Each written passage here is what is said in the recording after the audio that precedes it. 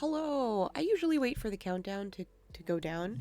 I'm usually setting up and doing other things before I come on, so the countdown usually like ends up just so. But I don't. I'm impatient today, and I don't really need to do that. So, I have been sorting my entire collection, and bindering, sleeving things.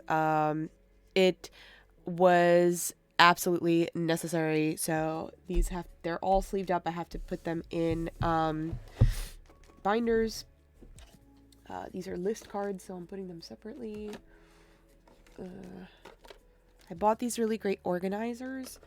So these cards are still to be sleeved, but they're sorted already. So that's good. It's a little bit less to do, but they're like pull out little drawers and they're perfect. So I'm super happy about that.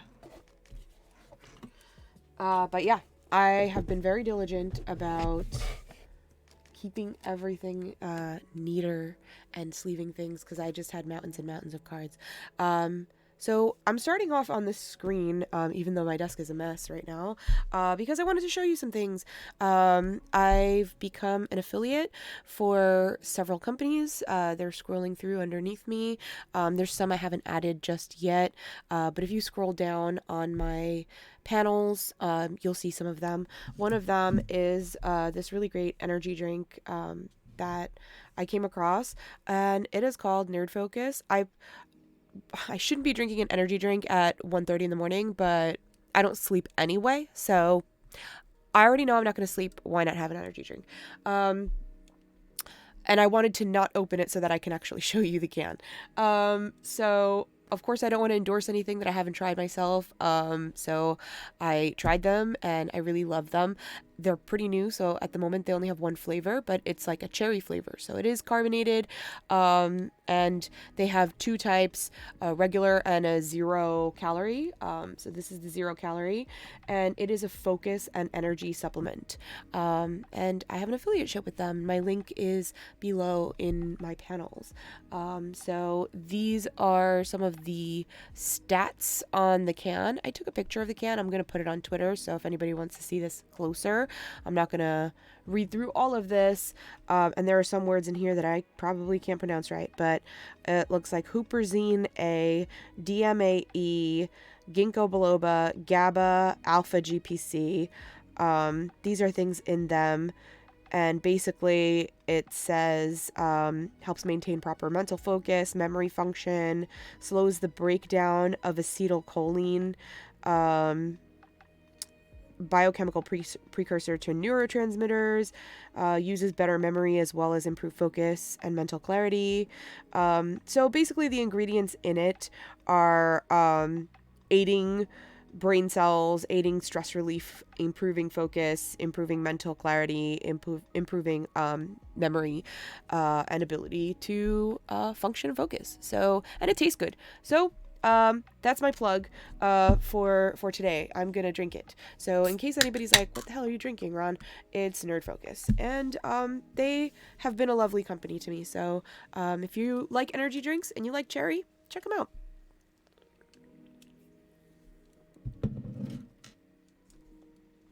All right. Yeah, it's pretty good. And they ship pretty quickly too. They have they're from San Antonio, but they have a distributor in New Jersey. So I don't know if mine came from the New Jersey distributor, you would think, but it did ship pretty quickly. And they do have some, like if you go on their website, there's a store locator, so you can see if there are any stores near you that carry it. So I know that there's like a few gas stations near me that have like a store inside and they carry it. So I can get it in person, but I took advantage of like a Black Friday deal and bought like 2 boxes of it. They had like a BOGO thing. Anyway, I'm gonna switch over to my spell table stream, but I'll probably have to change the website on it. Excuse me. I'm nursing a nasty cold. Let me put this in the chat. So anybody who wants to see it can. I'm going to start with Captain Sisay. I didn't add my little scrolly thing to this. I used to have like the commander card in that green spot. But let's add... Why not add the slideshow now? Then you could see me have a real fun time editing it.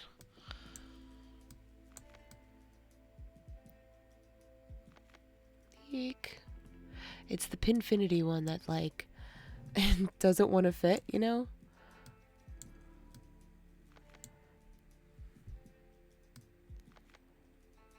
So I have a hard time, like, making it fit and not making the other things too small. There you are. That's fine. That looks good. Okay. Alright, so I wanted my dream for this deck was that I wanted an all Ajani deck. I wanted something that I could put every or almost every Ajani into. I'm not using the one with red. I just didn't want to get into 3-color just to include that one. So that's the only Ajani that's not in here. But then there are also several other planeswalkers that are just really beneficial to the mechanism of what the Ajanis do. Like Garruk, Wildspeaker, Elspeth, Terrell, Freyalise, Garruk, Primal Hunter, Vivian, and Elspeth. So there are a handful of other planeswalkers that are not Ajani, but I do have all the other Ajanis in here. So I looked at what the Ajanis do, and it puts 1/1 counters on things, so for the most part. So I want to make sure I have things to put those counters on. So I wanted to perhaps make tokens or, you know, create multitudes of creatures to be able to buff, right? So I looked for legendaries in this color combo, which is Selesnya, for a commander that could be the best possible choice or the most cohesive commander for this deck. And I came across Captain Sisay, which I like. She basically tutors a card every time. So search your library for a legend or legendary card, reveal that card, put it into your hand, and then shuffle your library. So, of course, all my planeswalkers are legendary, so pretty much some of them are not, which is like stupid, right? Why would they not be? Or are they legendary even if they don't say it? Because some of them say it, some of them don't. But anyway, a good majority.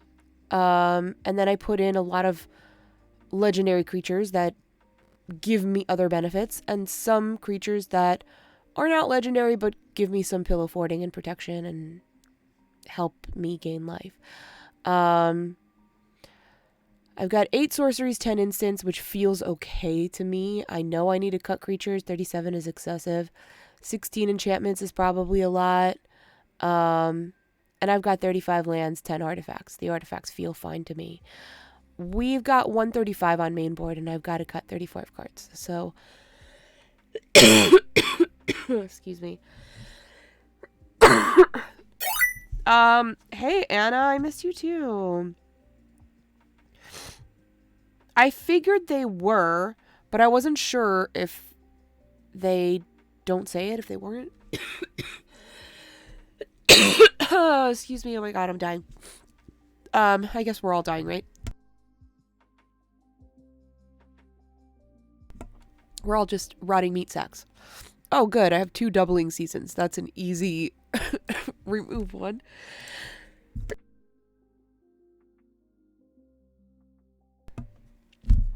Good god. Okay. Yeah. Hey, welcome in, Quinn. I am back at it because it's really killing me that I have these 2 decks like sitting around and not finished. I need to complete them.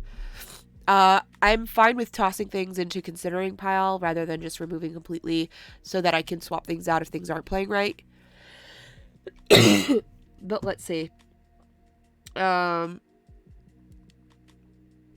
did want all of the Ajanis in there if possible.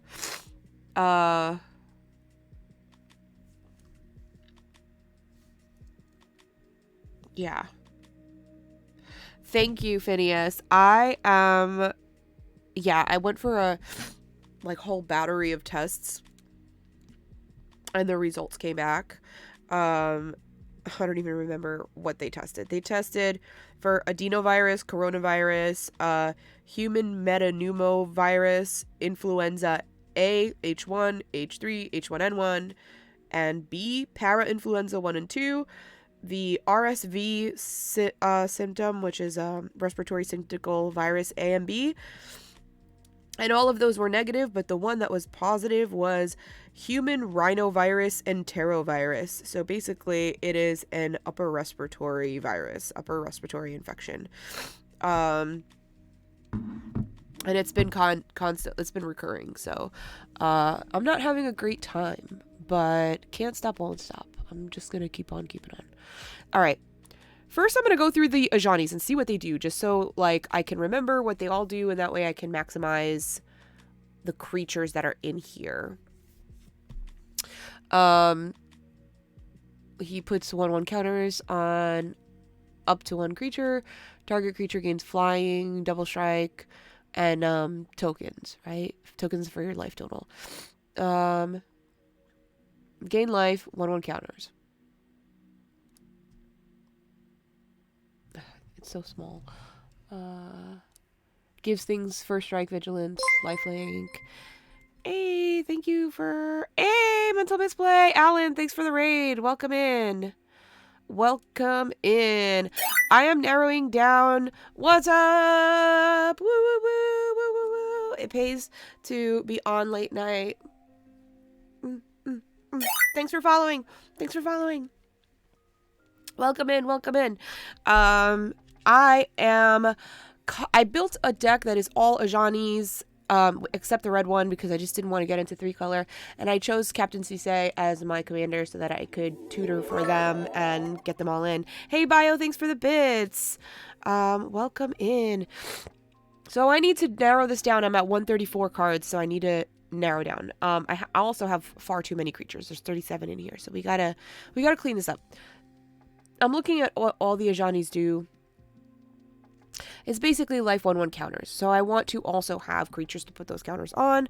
So I'm looking at things that maybe generate tokens, or kind of get me there with the creatures I have on my own. I also focus heavy on legendaries because I want Sisay to be able to tutor for them.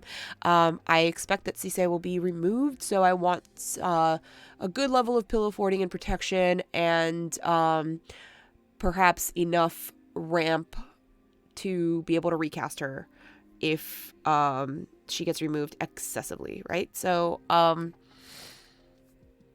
because it's a permanent tutor on the board for basically almost everything in my deck. The non-Ajanis that I did add were Garruk, untap 2 target lands, put a 3/3 beast, so more land use and adds tokens. Elspeth is gain 1 life for each creature you control and put 3 1/1 soldiers. Destroy all other permanents except lands and tokens, which if I have enough tokens out could be really beneficial to me. Frailise creates tokens that add mana and destroys artifacts and enchantments. Garruk creates tokens, draws cards. Vivian, you may look at the top card of your library anytime. You may cast creature spells off the top. Also creates tokens, and you can put trample counters on things. And the last one is Elspeth, Sun's Champion. She puts 3 tokens on at a +1, but at the -3, she also destroys all creatures with power 4 or greater, which is good removal for things that are super big. Thanks for following. Welcome in. So, yeah, I guess I could remove some planeswalkers, but that's kind of the purpose of this deck, is to like silly have as many Ajanis as possible. But I'm happy to hear some feedback if there's something that you feel like I should really take out, like something that's not really giving me a big benefit, maybe something like costlier to cast. Let's take a look and see if we want to get rid of it.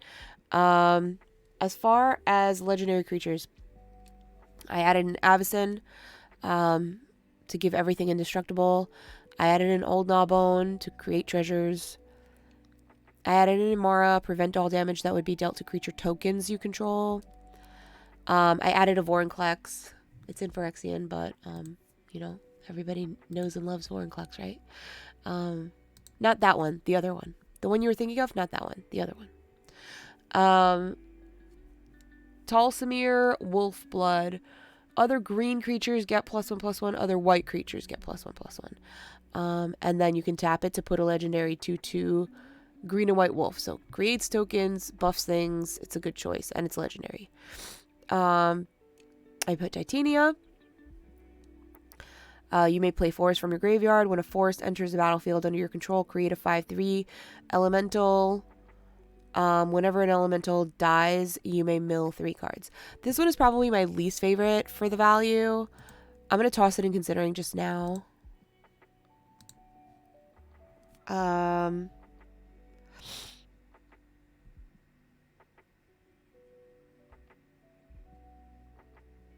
Bobby Christine says, okay, what about this? We cut all non-Ajanis so we can focus completely on optimizing our 10 Ajani Planeswalkers. Sisay means we are always going to find our optimal cat daddy, and then we can focus on idealizing him as our tutor target. Okay. I am down with that, potentially. Let me look and see. I like that Garruk untaps 2 lands. I know it's only 2 lands, but that could make a difference.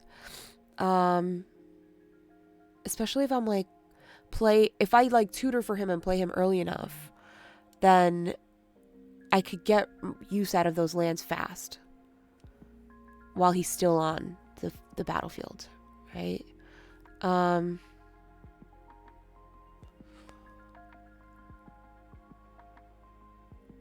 Elspeth just gains crazy life if I have a lot of tokens out. So I keep right clicking on it like that's the answer. It's not.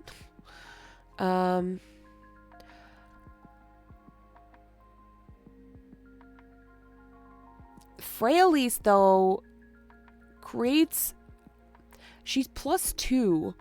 Creates 1/1 green elf that adds mana. And then if I -6 her, I draw a card for each green creature I control. That's like super valuable in this, I feel. This one too. Draw cards equal to the greatest power among creatures you control.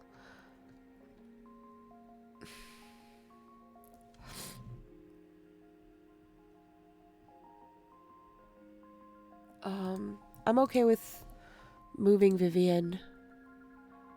I'm okay with...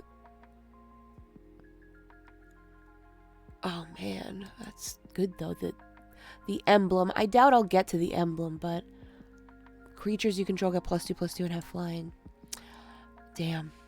I'm gonna consider her, but I'm having a real hard time removing Freyalise, especially, and the Garruks.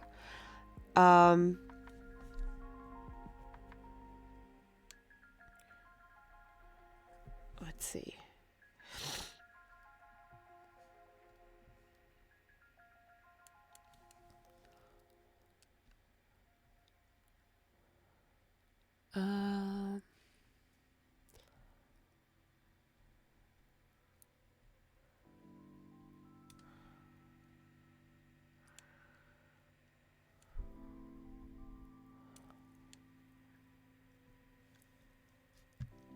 Do you have a chain veil in there for the extra Ajani activations or rings of bright hearth? No, I actually don't think so. And I didn't put a rings of bright heart with, which I should have. But chain veil might be a good add. What? Well, why is it not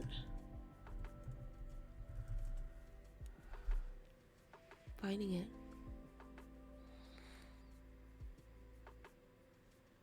Oh yeah, it's in there. It is in there. Yep. But I knew I didn't have Rings of Bright Hearth in there.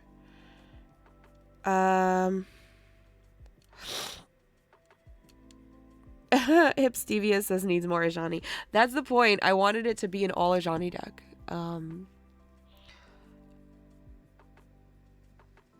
Wild Speaker is great because you can play him and immediately play a 2-drop also. Yeah, I know. I think that's really good. So you're saying Freyalise should go? I feel like it's so good. And like, yes, I'm not making a lot of green tokens, but I do have green creatures, right? Because like all these green and white ones count.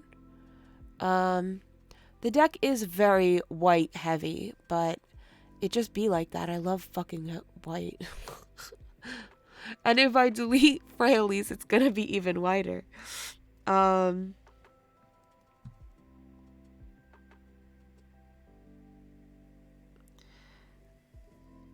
we Scryfall Ajani lore and get cards with him in it? So basically I just put I just typed Ajani into Scryfall and I looked at every single Ajani card. So like even the instance, Ajani's Presence, there's other stuff in here. Ajani's Chosen, yeah, enchantments, Ajani's Welcome, Ajani's Mantra. Like I put basically almost every card that has Ajani in it in here. Hey Adam, welcome in. So yeah, I did do a little bit of Scryfalling heavy for this to be very Ajani heavy. I'll move Freyalise. I like her, but you know, I'm surprised to hear Bobby say remove her because Bobby is like Mrs. Card Draw, like include card draw, and I thought that I was doing that with this, and now she's like remove it, and I'm like, what do you mean? Do I even know you? Who are you? So yeah. All right, where were we? I guess here, Sanctuary Warden. So this is not a legendary, but it enters the battlefield with 2 shield counters on it. When it enters the battlefield or attacks, you may remove a counter from a creature to draw a card and create a 1/1 green and white citizen. I'm adding hella counters, so like, I don't know. I like the card draw. I like the creating of tokens. It is pricey to cast. What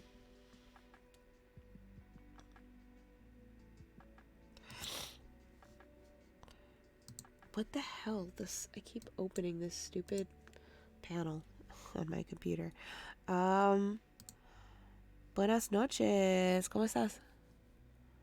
Oh my god, I'm just clicking things willy-nilly. Things are opening. And I'm like, what? I didn't do that.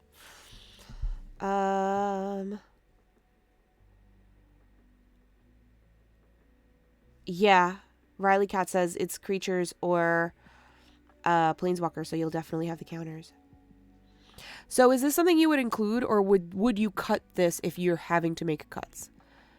I like the card draw. I like that it generates tokens. It's slow, but and it has to attack in order for it to happen. But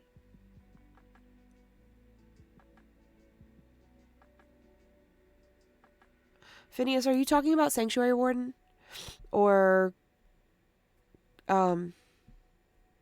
Freyalise? Because I removed Freyalise.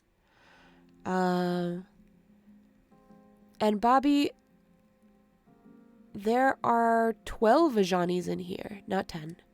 Because there's 14 Planeswalkers, and 2 of them are Garrick's. So it's all Ajani and 2 Garrick's.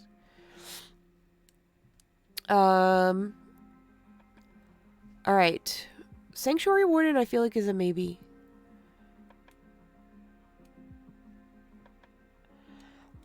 Yeah, I know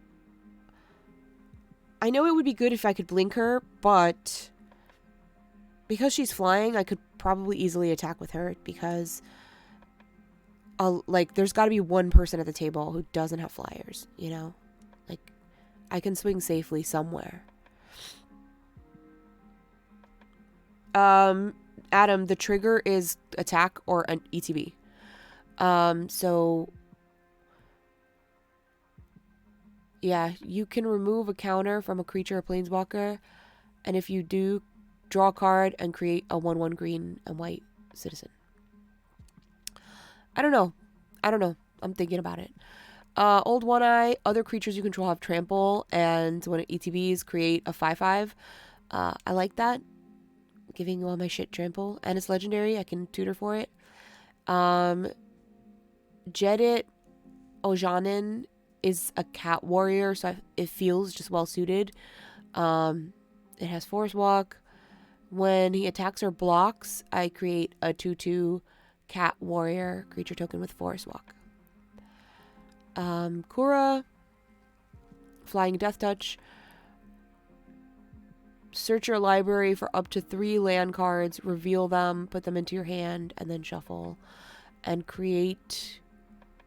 this is when she dies. Create an XX green spirit creature token where X is the number of lands you control.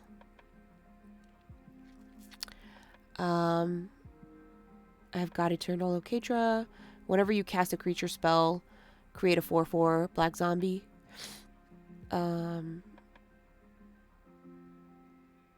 Zerium. Whenever a griffin you control deals combat damage to a player, create a 2/2 white griffin creature token with flying. So obviously I just have to like deal damage with it once to create more griffins, and then those griffins make more griffins, and it's Griffin City. Shalai. You, planeswalkers you control, and other creatures you control have hexproof. Seems pretty standard for this.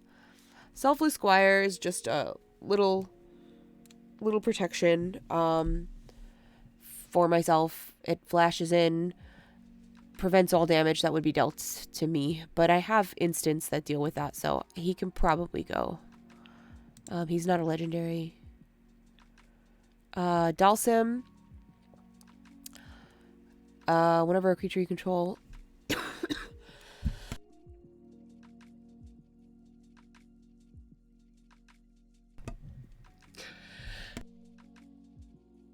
oh my god. Excuse me.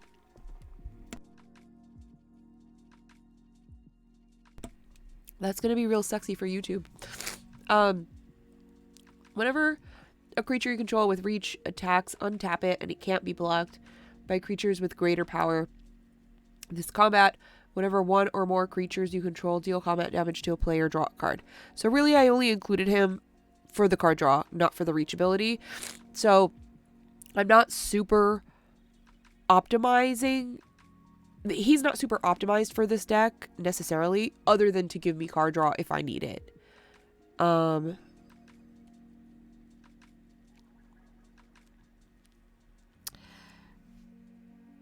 So you're, yeah, mainly, okay, let me scroll back because there's a few things.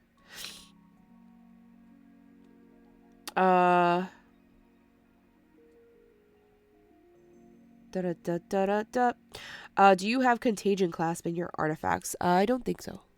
No. I can add it in a second.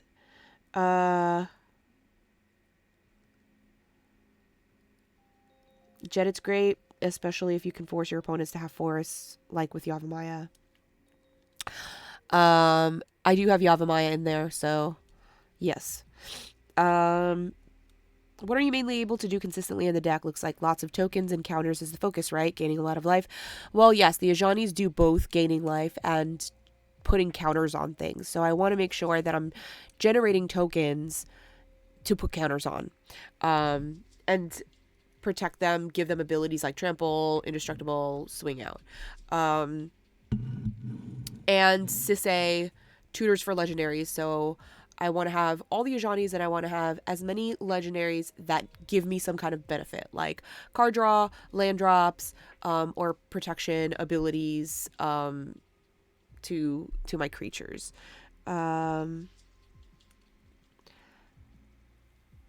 Adam says you can totally run Peer Imaginative Rascal in this deck. Sisay can tutor for it, and it synergizes with your 14 walkers.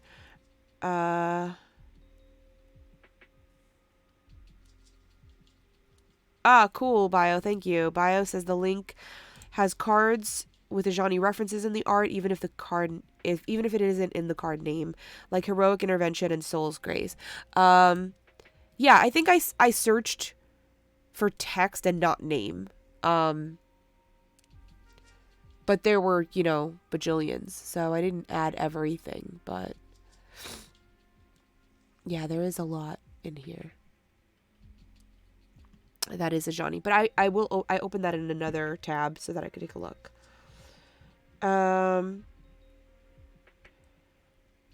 Okay, so we're saying add Heroic Intervention. And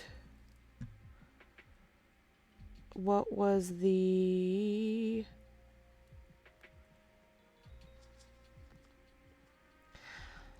Bobby says to insta-cut the Warden.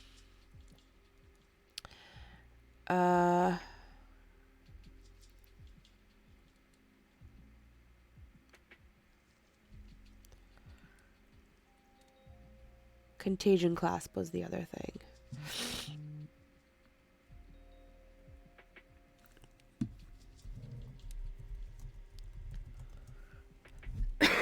Excuse me.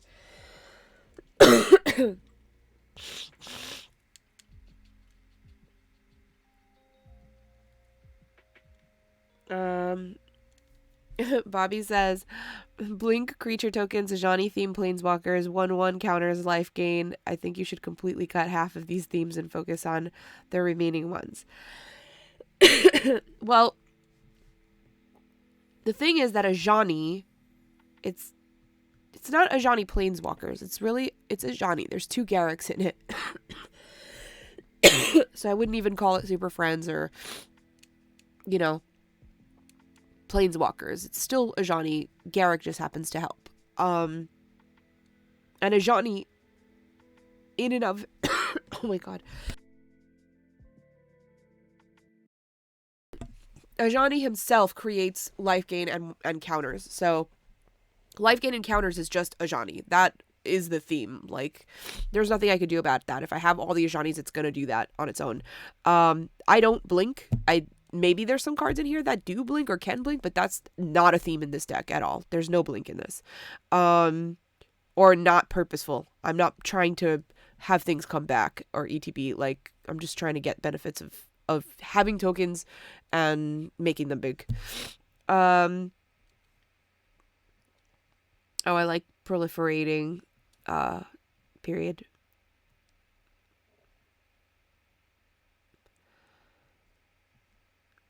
If counters are a thing, Sword of Truth and Justice and Contagion Engine are both great. Let's see. Sword of Truth and Justice.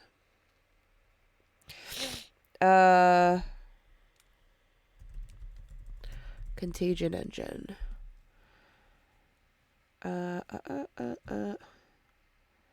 Ron, do you have Hardened Scales or Parallel Lives? I saw Doubling Season and Anointed Procession. Master Chef, maybe.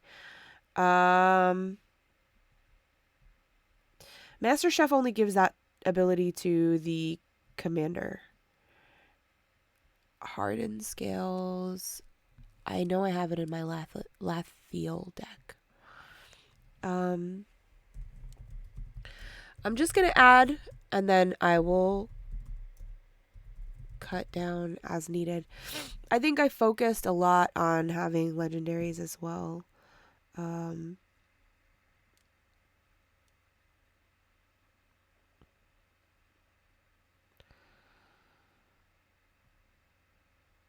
Cathar's Crusade.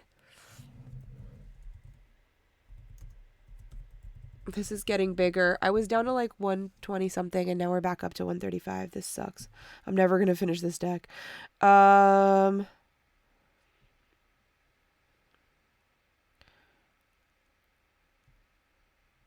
Jazzle.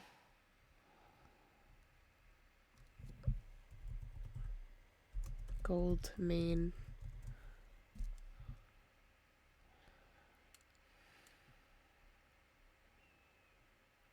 Nesting grounds.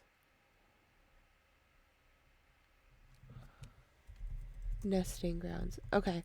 I'm adding everything, and then we'll go through, because 18 enchantments is too much. Like, that's, but I will go through and choose the best possible things. Let's finish up these creatures. Attacking creatures you control get +X until end of turn, where X is the number of attacking creatures. That's pretty good. I'm going to move Dalsum to considering. I like the card draw, but I'm really not doing a lot with the rest of him. I like Benny Brax. If you created a token draw card, that's more consistent than Dalsum, I think. Baird. Creatures can't attack you or a planeswalker you control unless their controller pays 1 for each of those creatures. Archon of Absolution. Creatures can't attack you or planeswalkers you control unless the controller pays 1 for each of those creatures.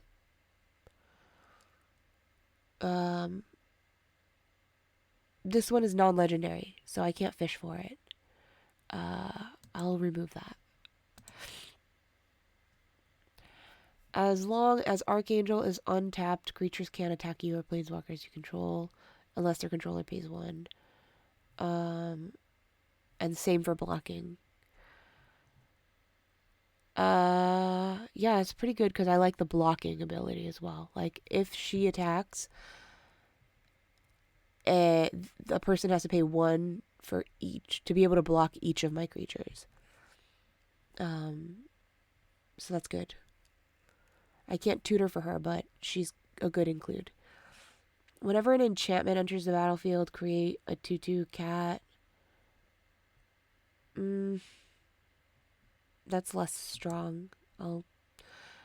It is an Ajani card, but it's not legendary, and it's not doing me a lot for this deck.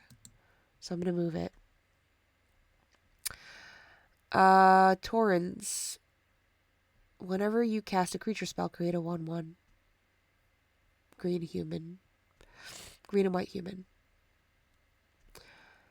Rising Populace. Whenever another creature or planeswalker dies, put a 1/1 counter on Rising Populace.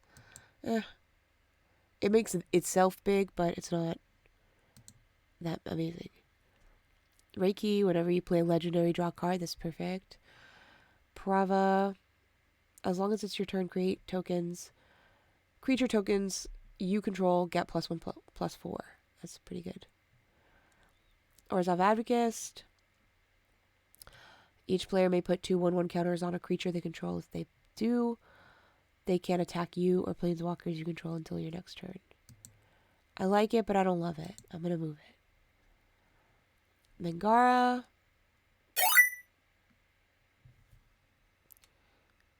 Who's that? Hey, thanks for the follow. Welcome in.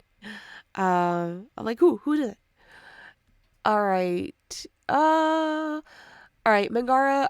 I can exile it to exile a target permanent, which is nice because it's legendary, so I can search for it. But I don't love it. Would you keep or Or would you not? Oh, thanks, Bobby. Bobby says, I'm so proud hearing what you're willing to cut. You're amazing, Glen Coco. Um, let me see. I'm going back in the chat because I know I missed some things when I was looking away. Um,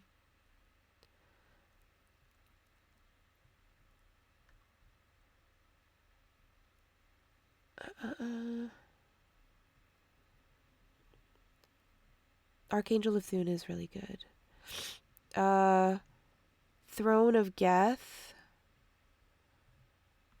If I have something producing artifacts. I don't think I really do. I'm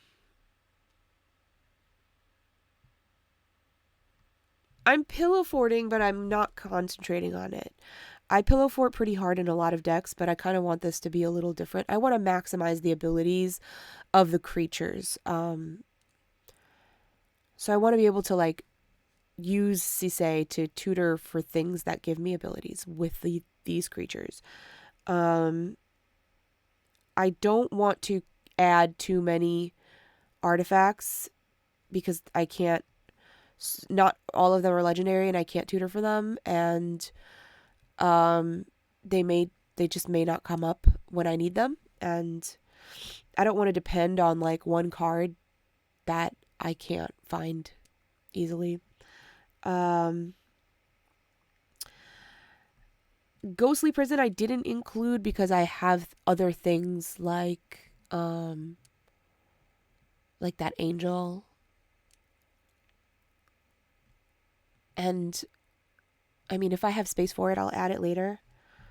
I'm not gonna go crazy adding it just now.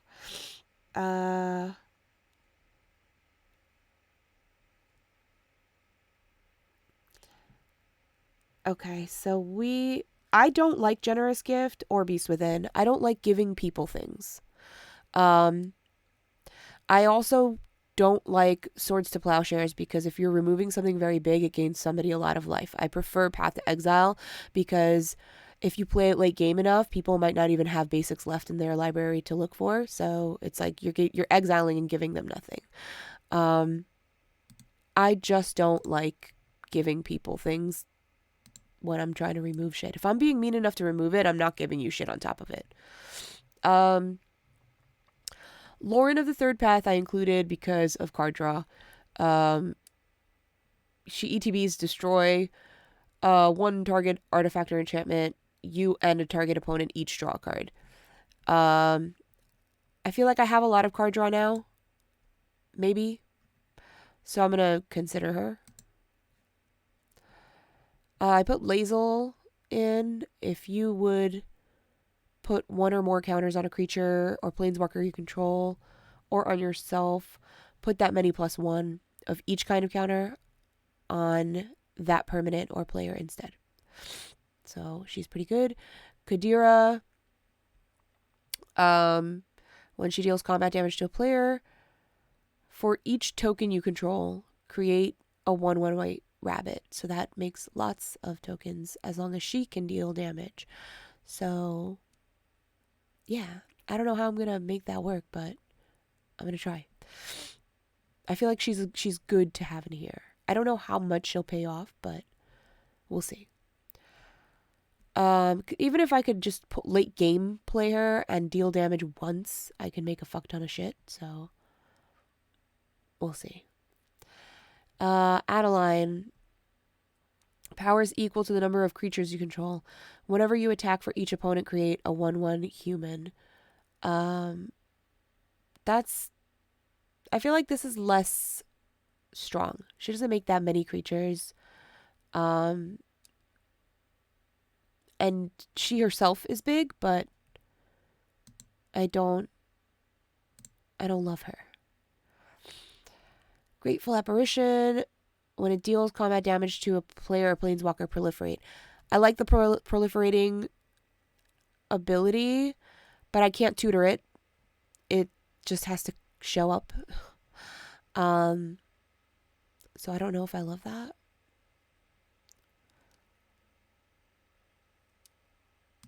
I think there's better things. I'll consider it. All right, Ajani Sunstriker has lifelink. Ajani's Pridemate. Whenever you gain life, put a 1/1 counter on Ajani's Pridemate. Ajani's Comrade. At the beginning of combat on your turn, if you control an Ajani Planeswalker, put a 1/1 counter on it, on the Comrade.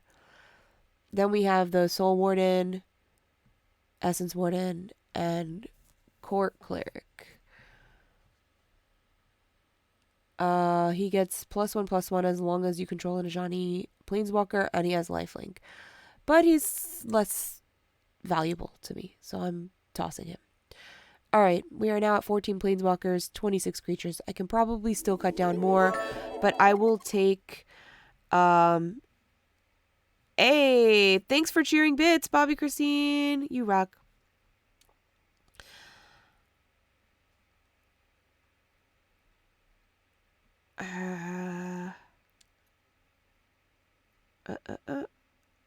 Okay. Bobby Christine says... What now? Who is it? Ah, thank you. Thank you, Bio, for cheering bits. I appreciate you. Bobby Christine says, Ghostly Prison doesn't tax your opponents for attacking your walkers, only you. It's not good for planeswalkers. Selvalas are good. I think Selvalas are disgusting. I'm not going to get into that. It's usually a matter of getting a big threat off the table and giving them something that doesn't matter. Lazel slaps, right on theme. Adeline is amazing. Kadira is amazing. It's tiny, has to hit, and you can't tutor for it. I think you want to go heavy legendary. I do want to go heavy legendary.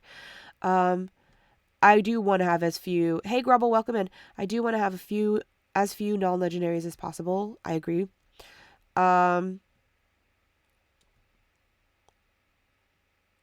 Yeah, I do... Stradivarius, I agree. I kind of want to cut the Comrade, Pridemate, and Sunstriker, but I do like the flavor of keeping them as an Ajani deck. Bobby says Adeline is better than Kadira in almost every single way for this particular deck. I don't know why. Why do you think so?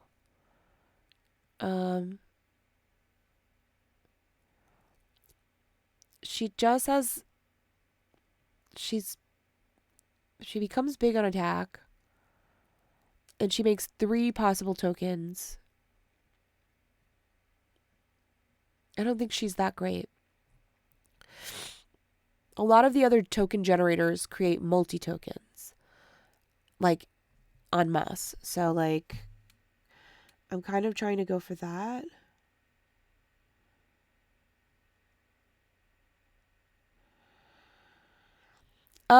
I don't know that I'll easily have 10 enchantments out for Sphere of Safety. Bobby Christine is coming in hot with these comments.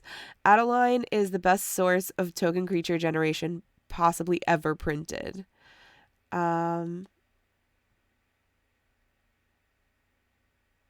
Oh yeah, Urza's Ruinous Blast should be in there. You're right.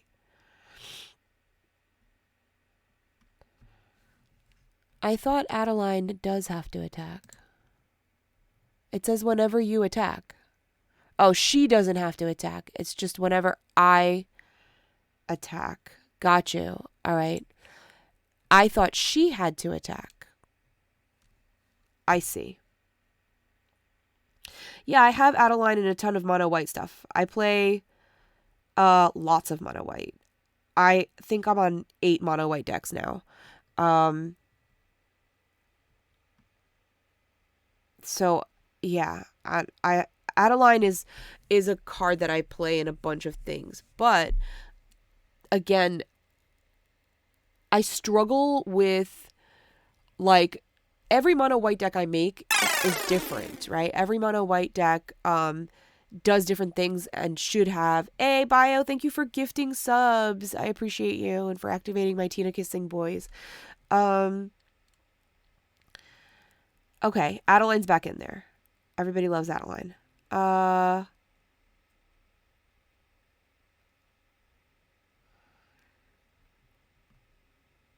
Yeah, I know Adeline is one of the strongest cards in the format. I know Adeline is great. I have her in a bunch of things. But another a thing that I hate is like when I'm making so much of the same color, I don't want all my decks to just be the same and have the same fucking cards in it. You know, like it gets boring. I don't want to play all the same cards. I want to play different things. So, like, especially now because I'm playing a Selesnya deck, it gives me an opportunity to play cards that I never get to play because I play so much mono white. And I want them to be different. So, of course, there's some crossover. Like, I'm always going to have a Path to Exile. I'm always going to have a Teferi's Protection. Likely going to have an Avacyn. So I'm wary of just auto including all the amazing mono white cards because I want it to function well with the deck. In this deck, of course, Adeline makes sense because she's generating tokens. I was mistaken. I thought she had to attack for the tokens to be created. But Kadira has to attack. Has to deal combat damage. All right, I'll move Kadira then.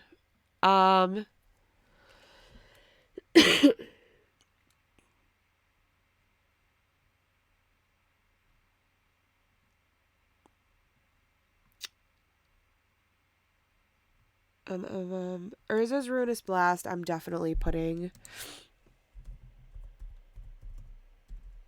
I have that in my Yoshimaru deck.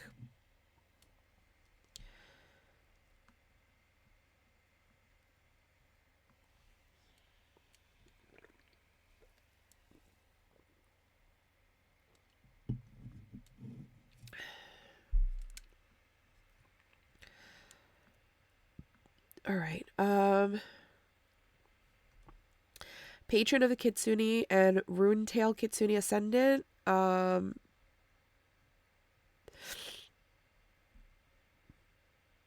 Bobby says make this deck different by leaning into the Ajani theme and cut token generating and life gain cards that aren't Ajani focused. Riley Cat says if you have counters from stuff, Kadira can still do work and you can get them tokens. Full Tilt Ajani flavor is definitely dope, and I am going hard for it. Kamal's Druidic Vow does what? I'm not familiar with that. Kamal.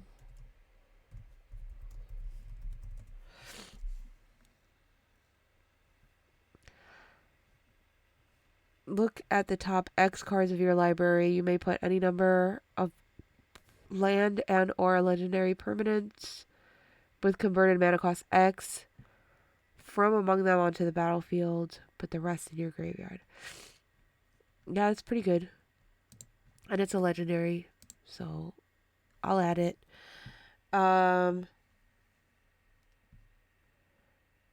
Okay. So then, Bobby, would you say, if you're saying, like, you know, you don't want to, you want to cut things that are, that life gain, that aren't Ajani flavored, so should we cut both Essence Warden and Soul Warden?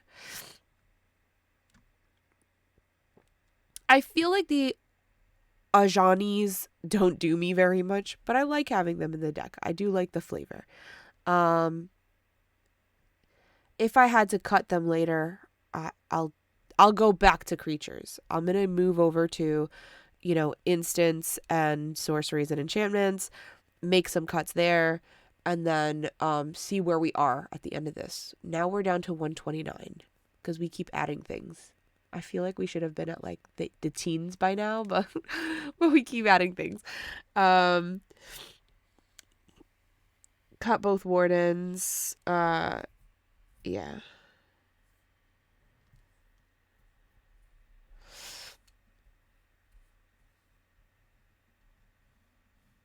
They do lean into life gain, but the Ajanis will gain me some life anyway, just a little bit.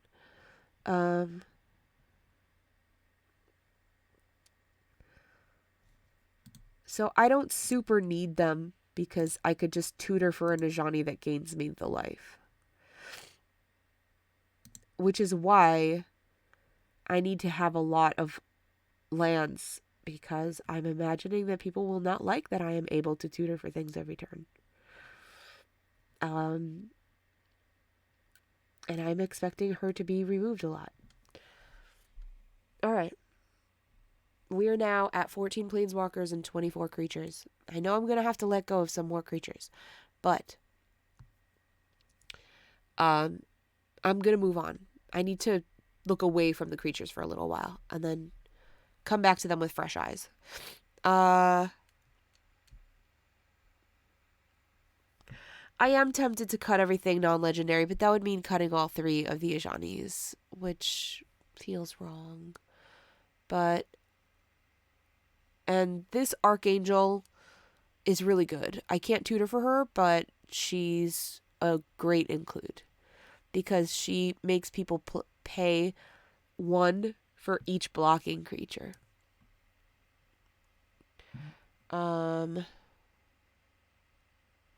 Otherwise, almost everything else is legendary. She's not.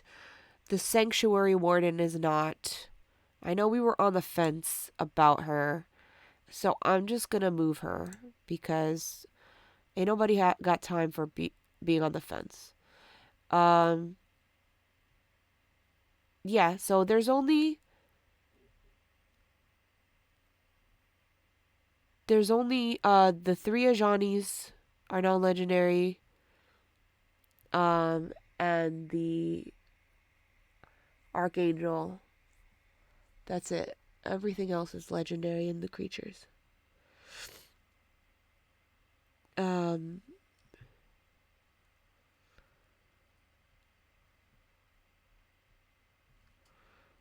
do I have this arranged? By mana value. I think Grubble asked how many 3 CMC. I don't have that many. 1, 2, 3, 4, 5, 6, 7. 7 creatures are 3 CMC or under.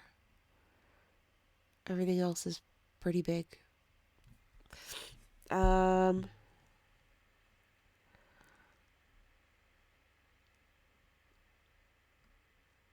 I cut Sanctuary Warden. I'd cut Kura since she's expensive and based off dying, otherwise not helping the main game plan.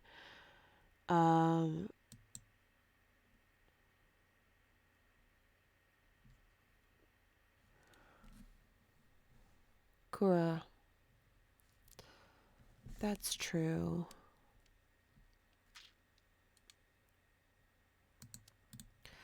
Alright, let's move her.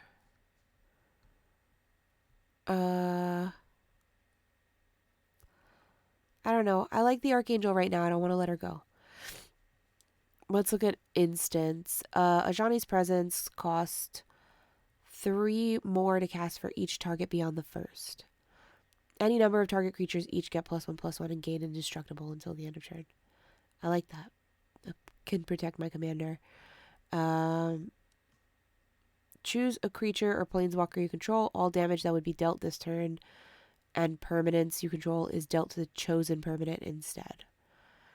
Holy Day, prevent all combat damage. Path to Exile. Heroic Intervention, permanents you control gain hexproof and indestructible. Flawless Maneuver, gain indestructible. Hunter's Insight. Choose a target creature you control. Whenever that creature deals combat damage, you may draw that many cards. Teferi's Protection, Akroma's Will. Comeuppance, prevent all damage that would be dealt to you by planeswalkers you control this turn by sources you don't control. If damage from a creature source is prevented this way, Comeuppance deals that much damage to that creature. If damage from a non-creature source is prevented this way, Comeuppance deals that much damage to the source's controller. And Semester's End, exile any number of target creatures and or planeswalkers you control at the beginning of the next end step and return them to the battlefield under its owner's control. Each of them enters the battlefield with an additional 1/1 counter on it if it's a creature and an additional loyalty counter if it's a planeswalker. So it kind of blinks away my stuff to protect it, you know? Like, I guess it'll lose. Does it lose its already existing counters? I would think, right? No? Because it says an additional 1/1 counter. So I have questions about that.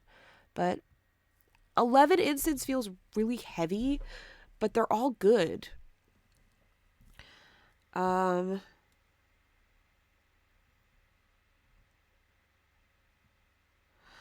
know the Archangel says Planeswalker on it. That's why I don't want to get rid of it.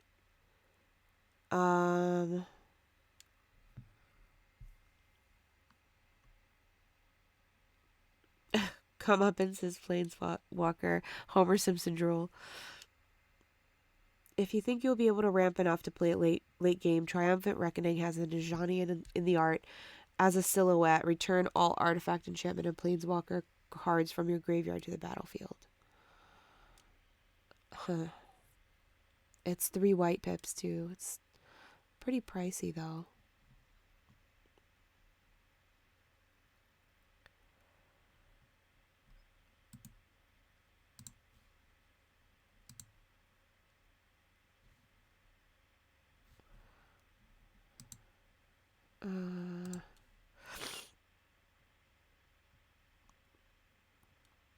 Cool. I get rid of Hunter's Insight for more consistent or recurring card draw if possible. I agree. I wasn't excited about that card as much.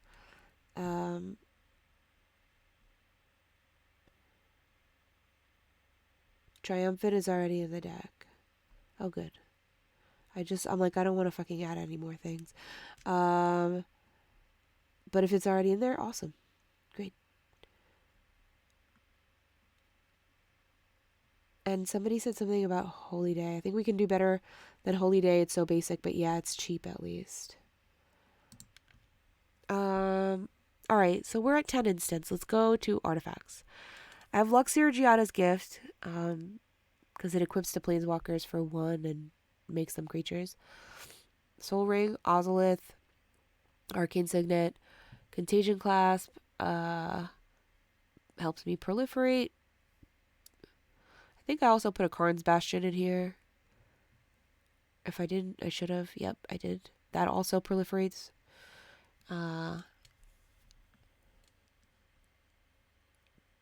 Selesnya Signet. Okatra's Monument. White creature spells you cast cost 1 less to cast. Whenever you cast a creature spell, create a 1/1 warrior token.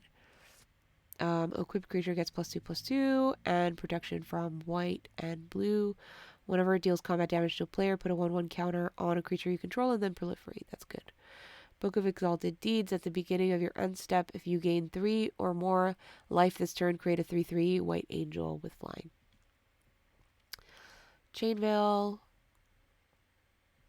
If you didn't activate a loyalty ability of a Planeswalker, you lose 2 life. For each Planeswalker you control, you may activate one of its loyalty abilities once this turn, as though none of its loyalty abilities have been activated this turn. Yep, that's good. If you would gain life, gain twice that much. If you draw a card, except the first one, draw 2 cards. Contagion Engine proliferates. And I don't think I need both. I'm going to get rid of Contagion Engine because it's expensive.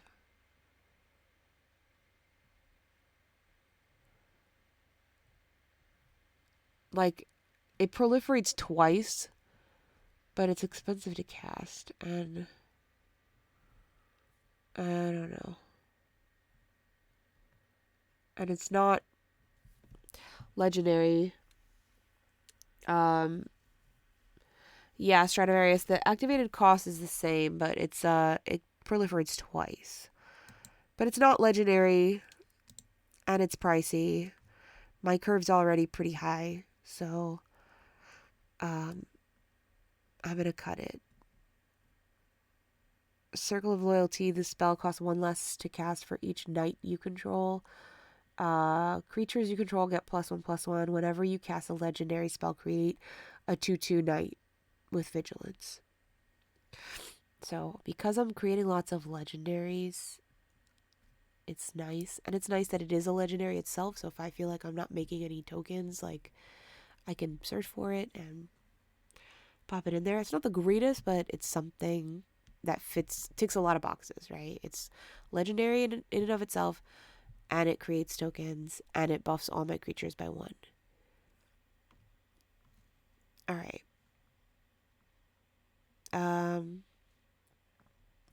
There's no... Oh, I was like, where's the sorceries? All right, sorceries. We have 10. Kamal's Druidic Vow, we just looked at. Nature's Lore, search for a forest, put it onto the battlefield, and then shuffle. Rampant Growth, 3 visits. Ascend from Avernus, return all creatures and planeswalker cards with mana value X or less from the graveyard onto the battlefield. Cultivate Ajani's Influence. Put 2 1/1 counters on a target creature. Look at the top 5 cards of your library. You may reveal a white card from among them. Put it into your hand and put the rest on the bottom of your library in a random order. Urza's Ruinous Blast. Triumphant Reckoning. The only thing that I don't like about Urza's Ruinous Blast is it's great if I don't have any tokens out. Because if I have a fuck ton of tokens, it's going to kill all my tokens. So that's why I didn't include it initially.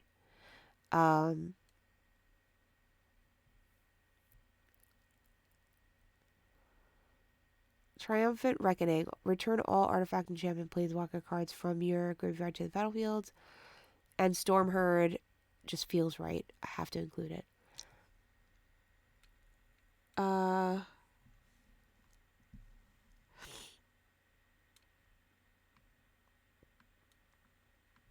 Let's see. I'm going to go back.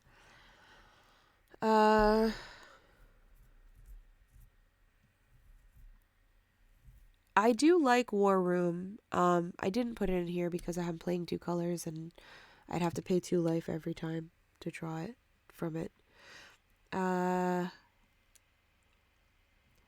Ozolith doesn't interact with walkers, but it does interact with all the plus... Like, the walkers give counters to things.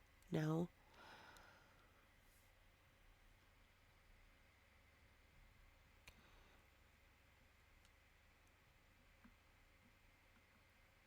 Should I cut Ozolith? I can probably... You're right, I can probably cut Alhammer. It's not amazing.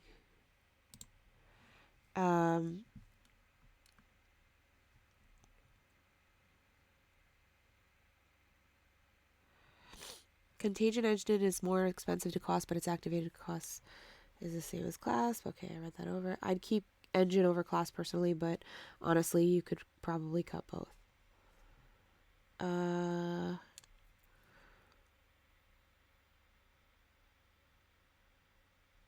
It also puts -1 counters on each of target opponent's creatures that -3 to an opponent's board while worth the extra casting cost.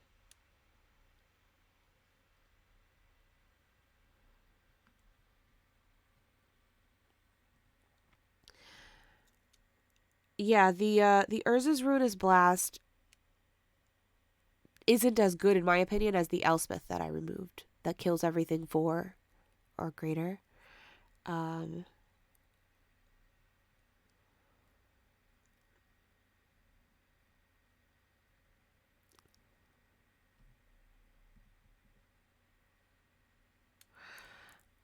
Bio,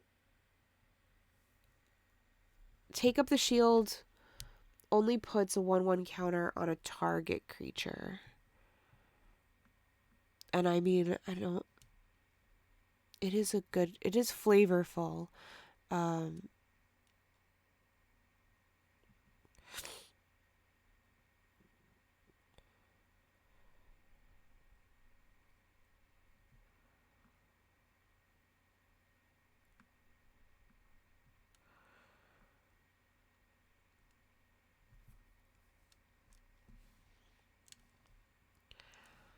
Okay, let's cut. Oh, my mouse died. Fun.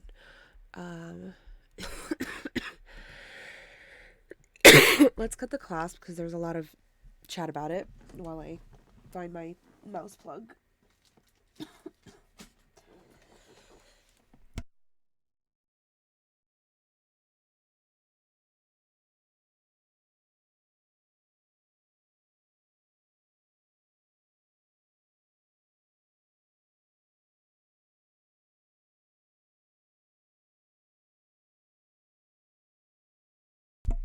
Okay, sorry. It was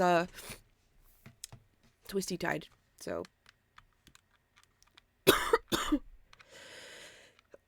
Oh my goodness.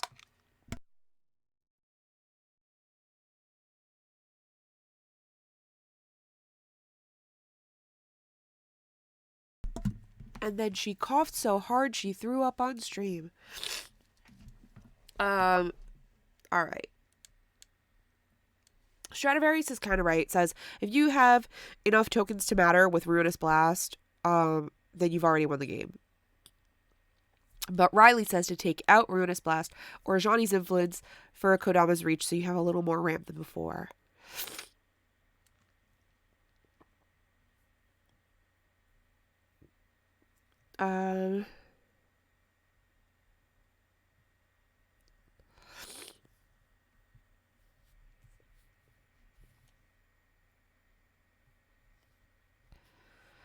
Hibstevious, if I make everything legendary in this deck, Urza's Ruinous Blast slaps super hard. Yes, because I did that in my Yoshimaru deck, and a majority of this is legendary. Obviously all the Planeswalkers and like 95% of the creatures that I've chosen are all legendary. Plus I have legendary other things, like some legendary artifacts and enchantments and lands.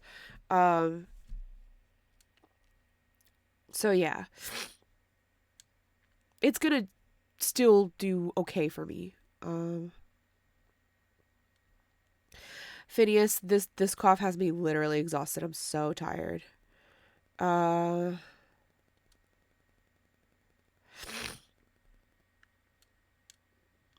Okay, I'll consider Kodama's Reach.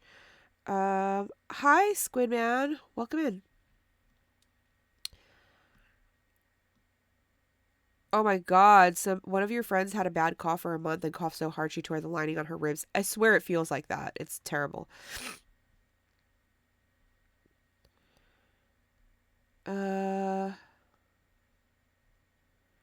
Clasp is good in really specific situations. It plays the long game. Of course, welcome in. Thank you for being here, Squidman. I have an upper respiratory virus that is recurring and nasty, and I have to pick up some medicine tomorrow because I completely forgot to pick it up today because I bought an armoire from IKEA, but I didn't want to infect anybody, so I bought it online and I ordered it for pickup, and then you can now click on your phone and tell them when you're there and what number you parked in, and they just bring it to your car. So I didn't even have to go in the store. I didn't have to talk to anybody. They basically carted it out and left it behind my car, and I put it in there and built it. And so all I did today was go to IKEA, pick up this thing, come home, build it, and reorganize my space. But yeah, I did not I forgot completely to pick up my antibiotic, so I have to pick that up tomorrow. ASAP.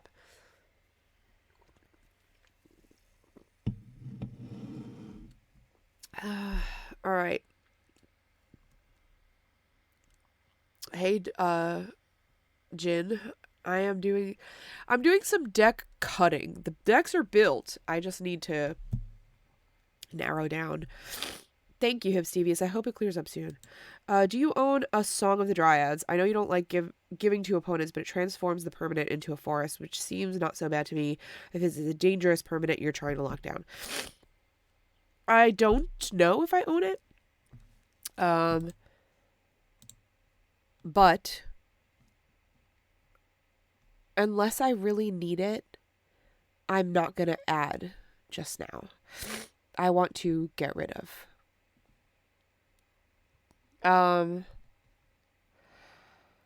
Personally, I know that these like Nature's Law, Rampant Growth, 3 Visits, Cultivate, I know that they're pretty much auto included in green decks. But it feels like a lot. It's like a bunch of shit that's doing the same thing. I don't know. And I know that that's what green decks do. I never play green, so give me a break.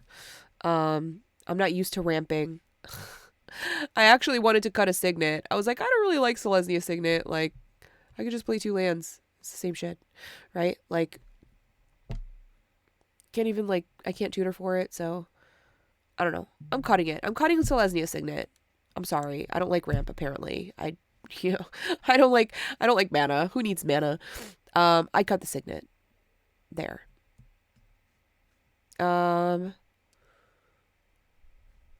Somebody said something about Book of Exalted Deeds. The reason I like it is because it's legendary, so I can tutor for it and then create angels all the time. So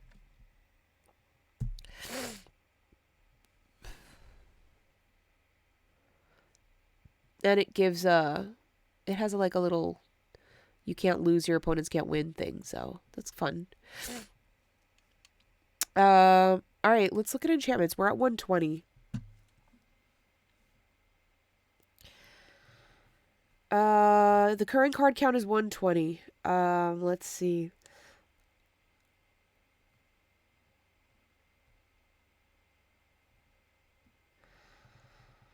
Voice of the Dryads is so good. Honestly, I would cut Cultivate. I like to ramp on 1 and 2, then get to playing real cards.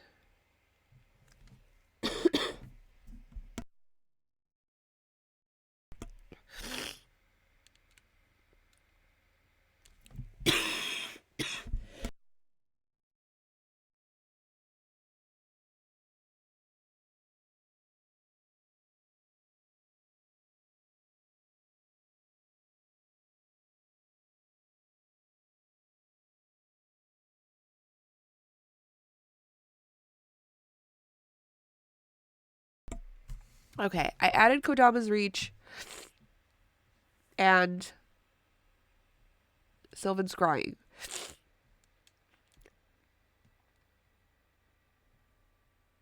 Yeah, I like a land card better than like a forest. So I'm gonna move Nature's Lore for Sylvan Scrying.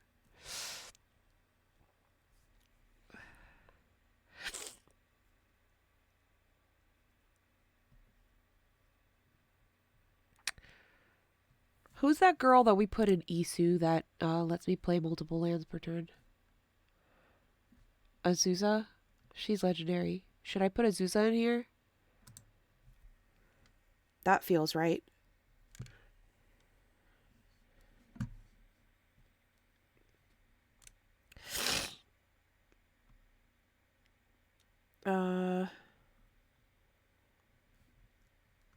Yeah. Let's put Azusa in here. That feels like if I get her, you know, she's only 3, so if I get her early enough, I can play a lot of lands fast.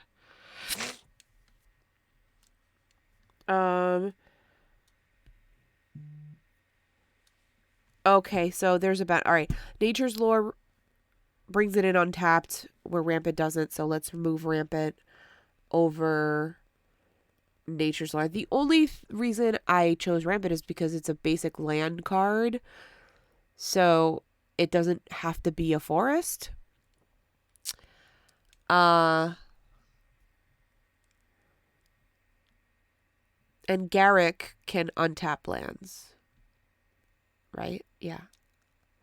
So I can add it tapped and untap it with Garrick.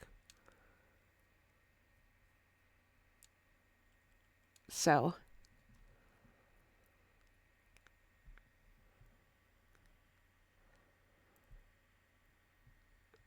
Alright.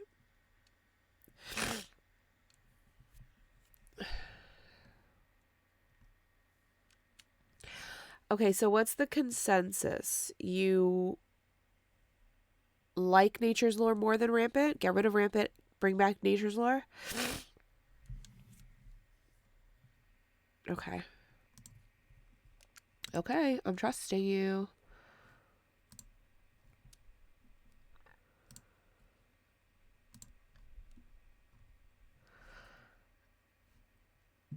All right.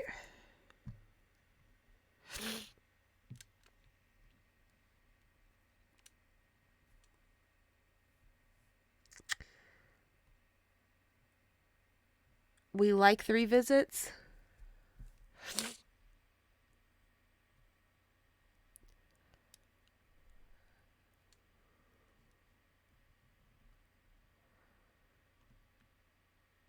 I'm probably going to swap out some lands.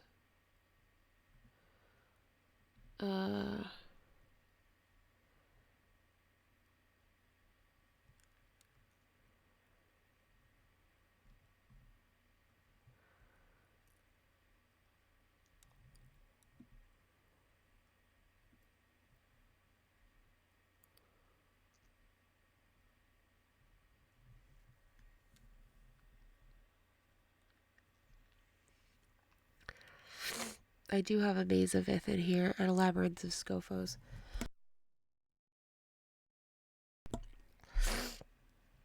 And a Core Haven, which is a legendary land. So I can search for it with Sisay, and I could pay 2 to prevent all combat damage that would be dealt by a target attacking creature. So that's definitely good.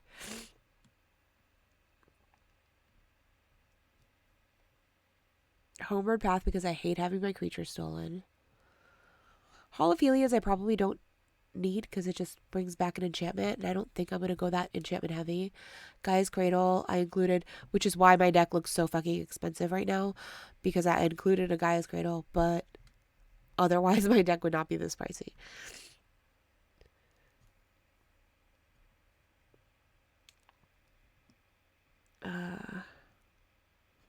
We'll fix the mana later. Maybe something like Canopy Vista that says like Forest Plains on it, because that's currently the only one. But I don't need to get too nitty gritty.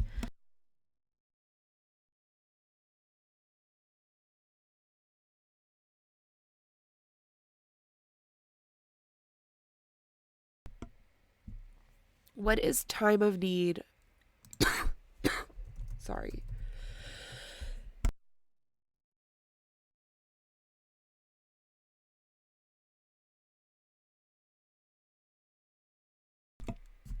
I don't need it because Sisay tutors for legendaries.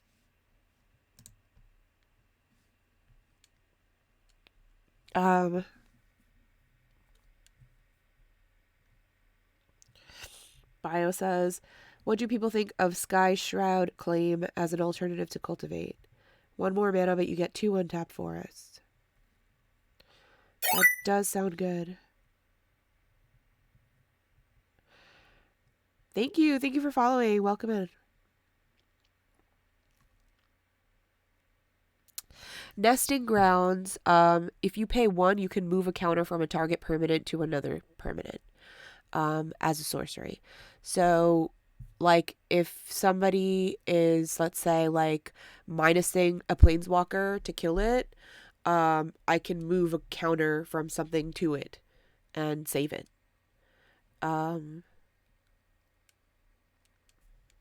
So yeah. Or I can move a counter to make it big enough so that my blocker won't die or something like that. So yeah, it only moves 1, but it has benefits. Bio,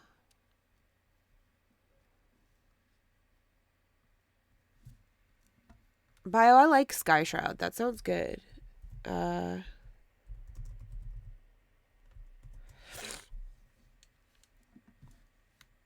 I'll take Cultivate out for Sky Shroud. And I like that it's kind of a weird choice, you know? Like, everybody kind of just, it's like Cultivate's a go-to, so I like this unusual card.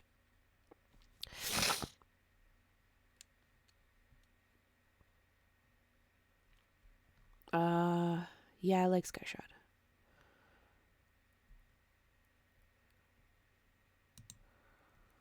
Oh, that's right, Riley. It's sorcery speed. Um, hmm.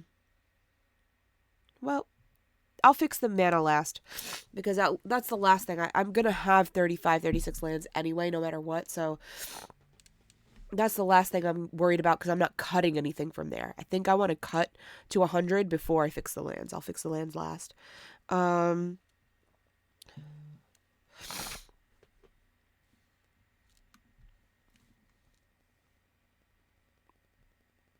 let me see. I also feel like I know that there's a lot of valuable ramp in here, but I feel like 11 sorceries is excessive. It feels like a lot. I should also probably cut some more creatures because while 23 creatures sounds great for a normal deck, we also have 14 planeswalkers. And if we treat them as like creatures altogether, that's 37, which is like bananas, right? We need to cut some. But let's look at enchantments because we have 18 and that's a lot too. So Ajani's welcome. Whenever a creature enters the battlefield under your control, you gain a life. I feel like that's fine because all these tokens coming in. Hardened scales. If one or more 1/1 counters would be put on a creature you control, you put that many +1. Ajani's mantra. At the beginning of your upkeep, you may gain a life. Oath of Ajani. When it ETBs, put a 1/1 counter on each creature you control. Planeswalker spells you cast cost 1 less to cast. Spectral Grasp. Enchanted creature can't attack you or a planeswalker you control. Enchanted creature can't block creatures you control. I feel like this is my least favorite of the enchantments. I don't love imprisoning enchantments. I like enchantments that have wider ability. Because I think I'd rather have like removal or something for that. Growing Rites of Itlamok. When it ETBs, look at the top 4 cards of your library. You may reveal a creature card from them and put it into your hand. Put the rest on the bottom. At the beginning of your end step, if you control 4 or more creatures, transform it. And I don't love this. I don't know. Ugh. Okay, yeah. Because you add one mana to your mana pool for each creature you control, which is a lot, so. Ugh. Okay, fine. We'll leave it. Inspiring Leader. Commander creatures you own have creature tokens you control get +2/+2. Oath of Gideon. It ETBs, put 2 white core ally creature tokens onto the battlefield. Each planeswalker you control enters the battlefield with an additional loyalty counter. Ajani's Aid. You may search your library or graveyard for a card named Ajani Valiant Protector. Reveal it, put it in your hand. If you search for... And you can sack Ajani's Aid to prevent all combat damage a creature would deal. Do I even have Ajani's Valiant Protector in here? Like, what the fuck is that?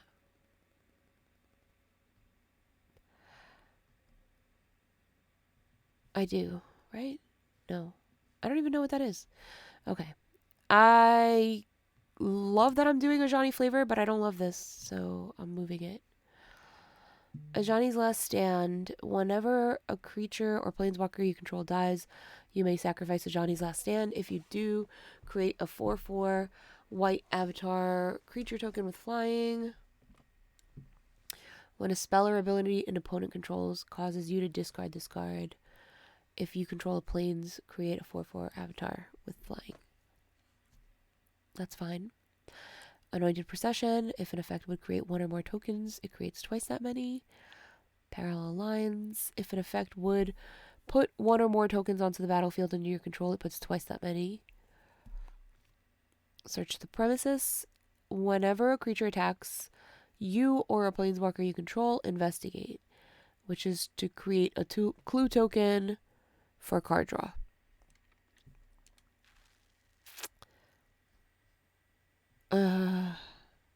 Maybe. Smothering Tithe. Cathar's Crusade. Whenever a creature ETBs, put a 1/1 counter on each creature you control. Divine Visitation. If you create one token, you make a 4/4 angel instead. Doubling Season. Put twice that many counters. Creatures with flying can attack you or planeswalkers you control. At the beginning of your end step, create a 5/5 worm. Every end step. But it's pricey. Yes, it generates tokens consistently, but it's slow for the cost. So I'm removing this. Alright, 15 enchantments. Still feels like a lot. We are at 119. Alright, let's look at what the chat is saying.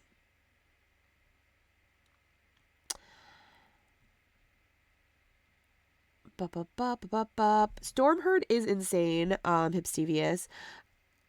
It is not on the theme side, but it does generate a lot of tokens, especially if I'm gaining life. So if I'm at like 60 life and I bring in some 60 Pegasises, then that's stupid. And if I have like Doubling Season or something else like out, then I'm making 50 bajillion thousand Pegasises. And that feels right for this. So, yeah, it's great. I think it's great anytime Stradivarius. Even if I'm at 10 life, bringing in 10 flyers is always good. Especially if those flyers are going to be gaining counters or other things. I feel like it's going to be good at any point.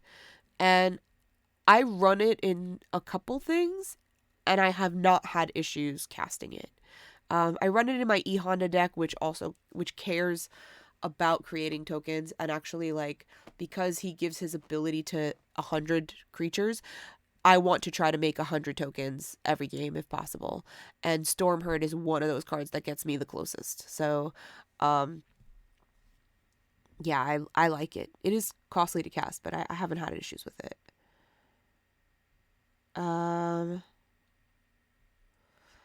Genesis Wave might be good if you hit good stuff. Itlamok is fantastic. Stormherd is consistent. Search the premises is not really necessary. We can get rid of it. Boom. Done. Several people said it. So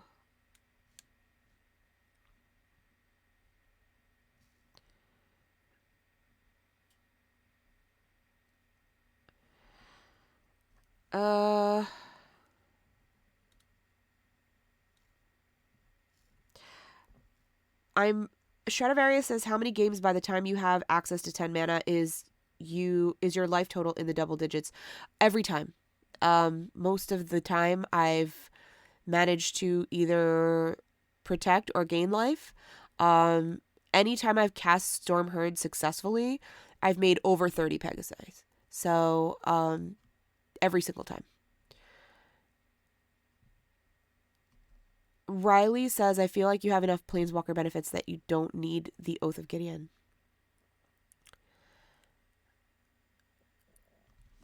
Okay.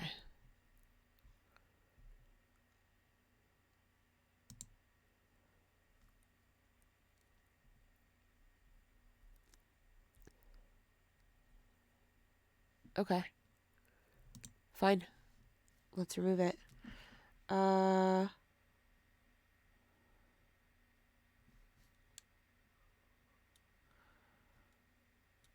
Better card draw than clues. Yeah. That's true. Like, I could skull clamp my own stuff, kill something just to draw a card. But there's a lot of card draw stuff in here now, so.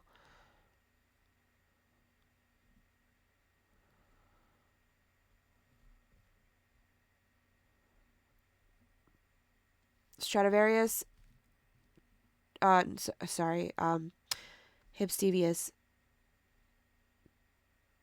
or I don't know. One of you is trying to convince me not to have Stormherd, but it's staying in there. I'm never not having Stormherd, especially in like a token creation deck. Probably getting 5, if not more things on the board. The thing is, you might not hit it sometimes.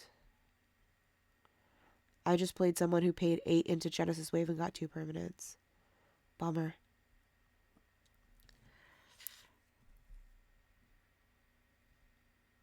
Okay, we cut Search the Premises and Oath of Gideon.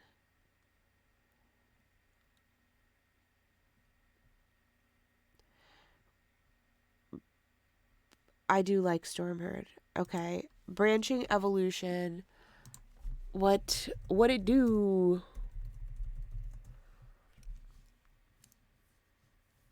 If one or more 1/1 counters would be put on a creature you control, twice that many 1/1 counters are put on the creature instead. I'm gonna add it, but we have so many things that do that already, and like, yes, I like doubling the opportunities I have to like find things in a deck or that things will come up. So like, the redundancy sometimes is good because it almost guarantees that I'll hit it at some point. But yeah, we are currently at 118.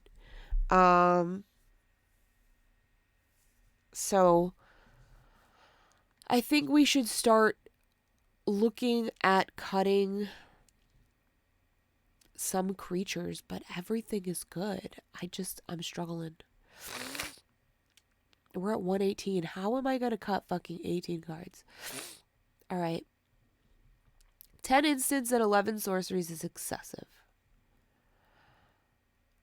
Oh, man.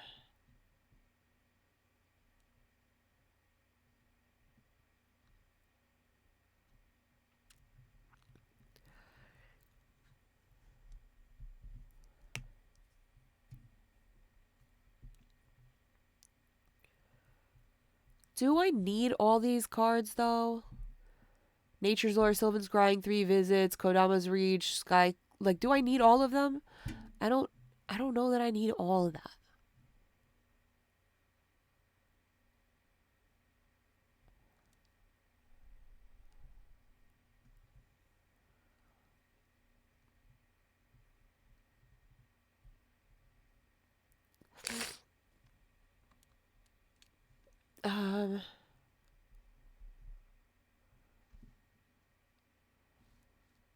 I need to cut stuff somewhere. And I'm struggling.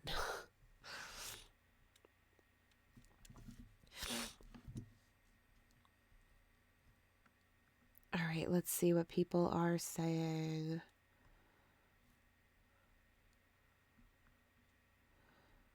Consistency also, imagine. Like putting 1 counter, you get to add 8. Bio says Tolsamy or Wolfblood. Let's check. Holy Day and Ajani's Influence. I hate to say it, but I do love the card. But I do think that branching is doing too little for this deck. What is branching?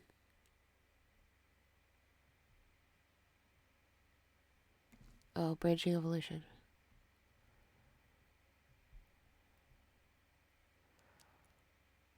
I think branching is better than hardened scales.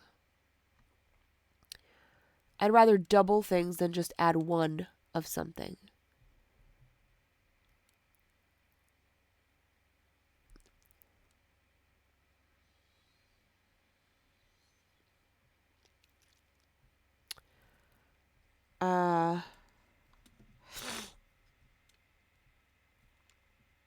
How many pieces of ramp I have? I don't know. Um, because some ramp is hidden in other cards, like in creatures and stuff as well.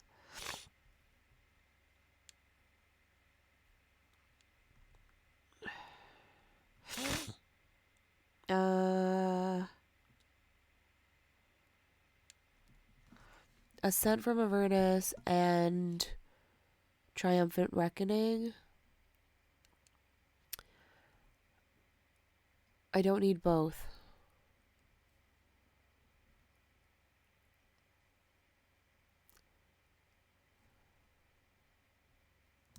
You're right. Let's remove one. Which one's better? I guess return all is better, right? Let's remove this one.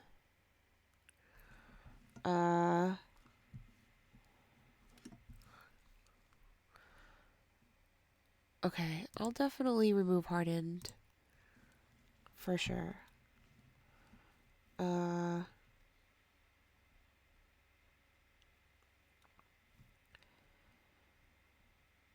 Hipstevius, I don't have a win con. My win con is attacking.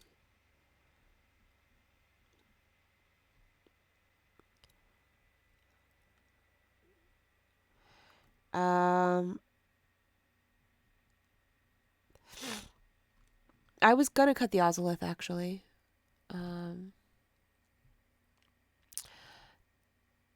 But the thing is that if my board is wiped of creatures, all the counters go to the Ozolith, and then I could just add all the counters back onto something else later. So there is a benefit. But yeah.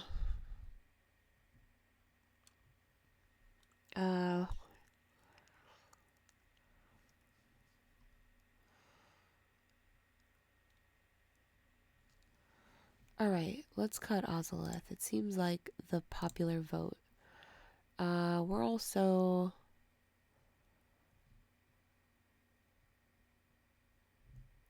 cutting branching, but leaving doubling. Okay, yeah. Cutting branching.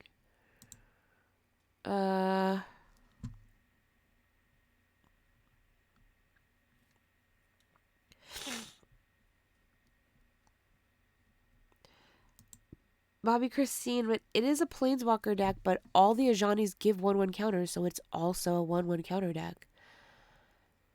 And my win con for this is create creatures, make them big, swing with them. That's it. That's what I want to do. And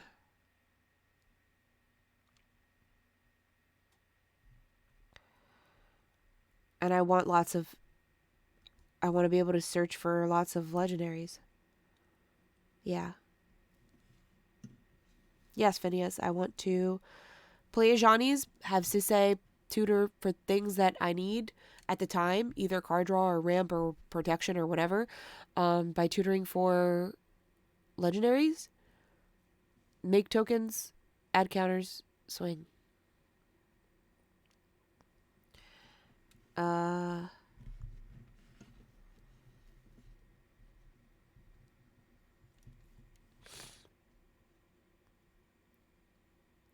Okay.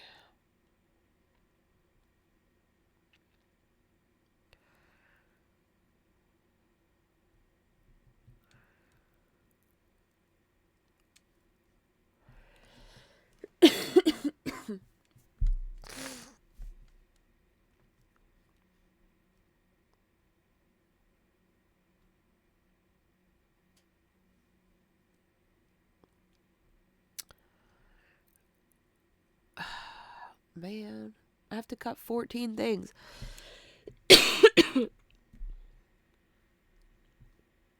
Ajani's having +1 counter effects, but that doesn't mean it's a 1/1 counter deck. In my opinion, Ozolith can't interact with 14 Planeswalkers. I've already removed it. The Ozolith conversation's over. It's gone.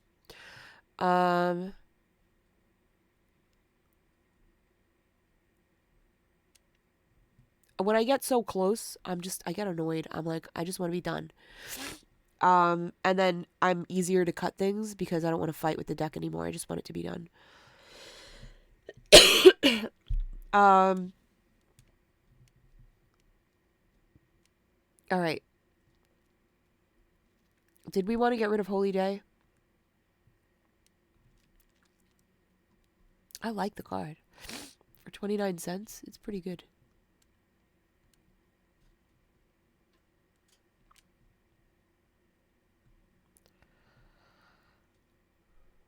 Uh...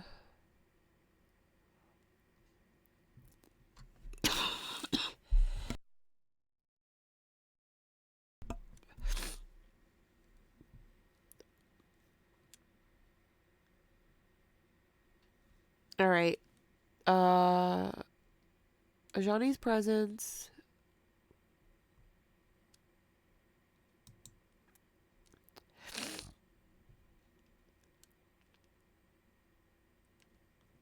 Ajani's presence I kept just to save Sisay mostly.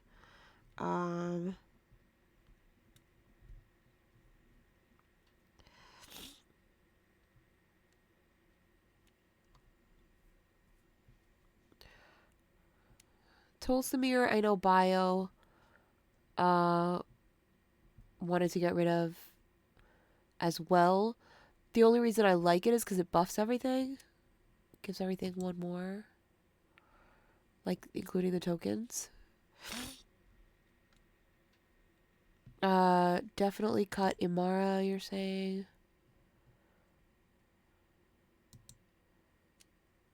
Why?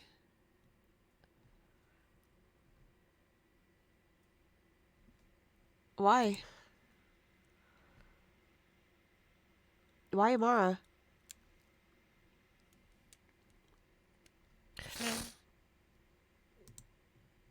Okay.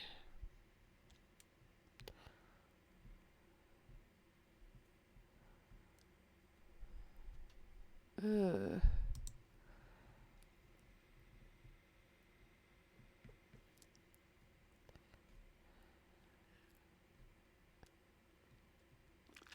I think she's good protection.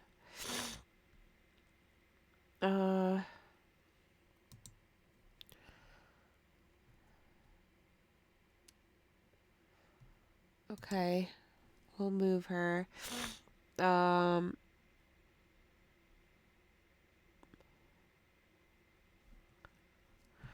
We want to cut Old Gnawbone, you say?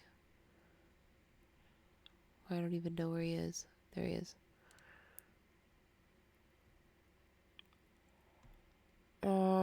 That's fine.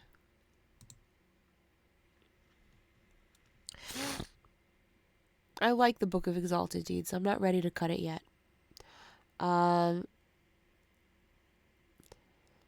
Sword of Truth and Justice proliferates. So it makes everything bigger and buffs. But I'll consider it. Circle... I don't even know where Circle of Loyalty is. There it is.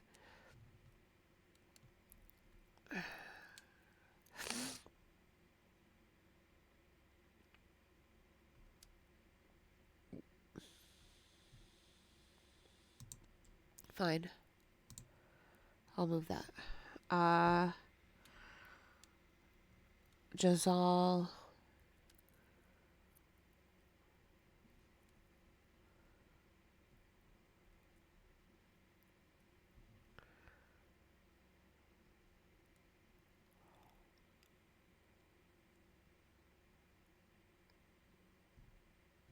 Yeah. It is costly to activate that ability. It does make things huge if I can pay for it. And it is legendary. So I don't know. Alright, Torrens we got rid of, right? No, Torrens is here. Okay, we can get rid of him. That's fine. Ajani's presence. Old One Eye. I like that it gives all my creatures trample. But yeah, I guess it's not amazing.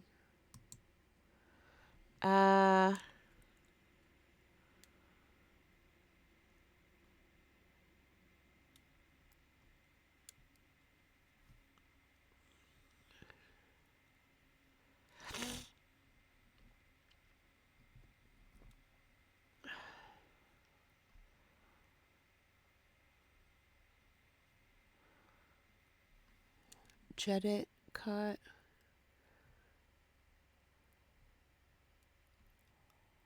I don't know, I like Jedit too. I'll think about it.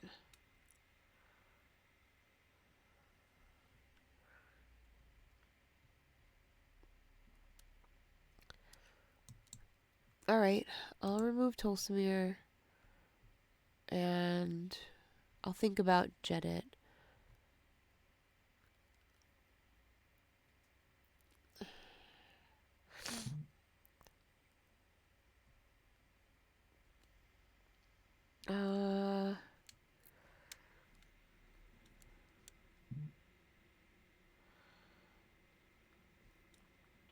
The more 6+ cost cards you cut, the less you need all the ramp spells. Keep the deck lower to the ground. Sword requires a focus of creatures, and it's not legendary, so we can't tutor it. It is sorted by mana value, correct, currently.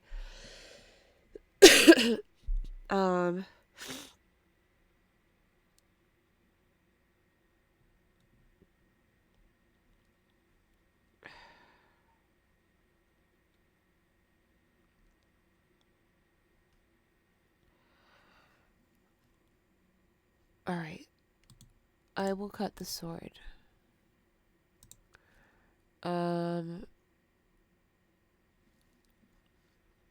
So Jazal, we're saying, is overkill. Sometimes overkill is good, though.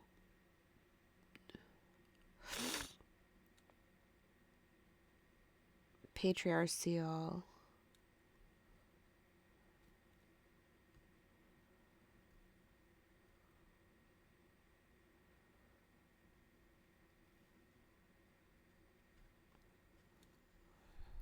Oh, piles by...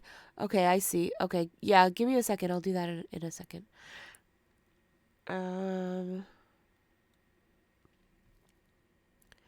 Yeah, I know. These 3 Ajani cards could go, in my opinion. I just like that they're low cost and that they're Ajanis. But I'm at 106. If I don't have to cut them, I won't. But we're close. Patriarchal. What did we want to switch out for that?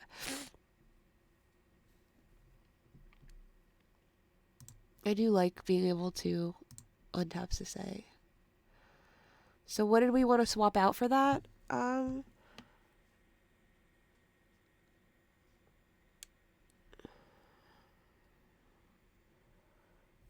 Inspiring leader. Where is that?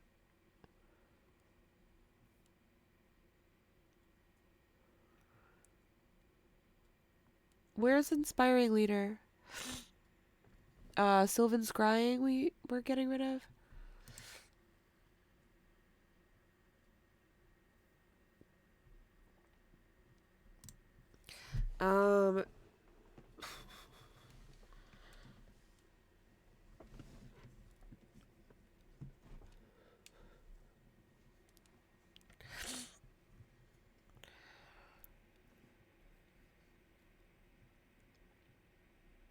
I can't find inspiring leader.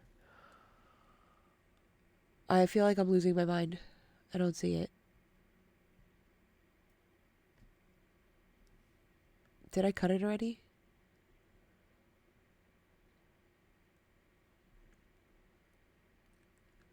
Oh, here it is.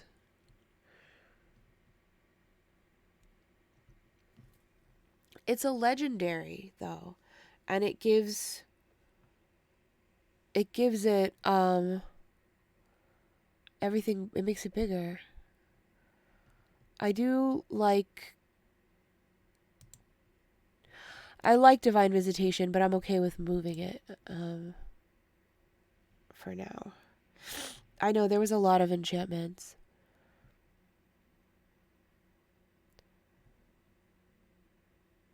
Cathar's is cracked, Bobby, because it's whenever a creature enters the battlefield, and that includes tokens. So if I make like a fuck ton of tokens, then everything gets a fuck ton of counters on it. So I feel like that's pretty good include.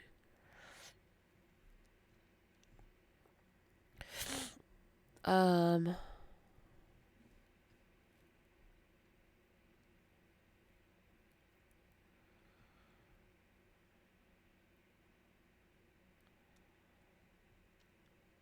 what is good but fragile?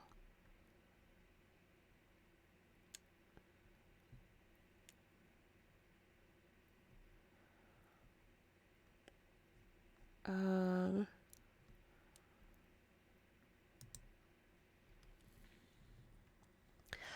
Cut one of the protection cards, like an instant or sorcery or creature. What should I cut?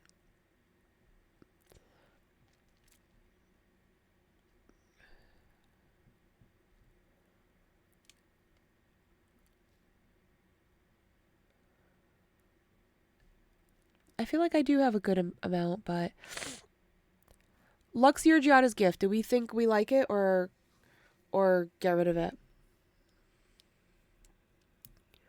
Do we want to turn our planeswalkers into creatures as well, or is that like risky, you know? Like I don't think there's like super high value in this.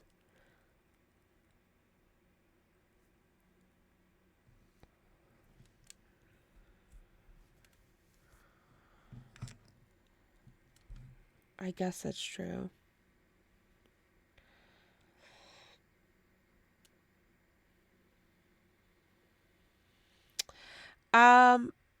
The only deck I run Luxior Giada's Gift in is in Giada, and I do equip it to like Elspeth, but she does get there's lots of stuff that gets counters in that, and it pays off well in that. But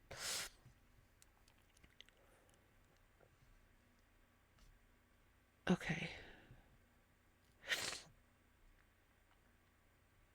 we're at 105. We're almost there. I feel like this deck. I felt like this deck was never gonna get there, so I'm happy with what we have so far. Luxior feels like it's gonna give me a benefit, but it's not gonna make or break anything. So I feel like it's a good remove. I do feel like 9 sorceries and 9 instants is a lot. 11 enchantments doesn't really bother me because they're all giving me something. So I feel like I'm happy with the enchantments that we chose. 6 artifacts is fine. We've gone down to 18 creatures, which is good. I feel like if I can cut 2 instants and 2 sorceries, we'd be in a good place. But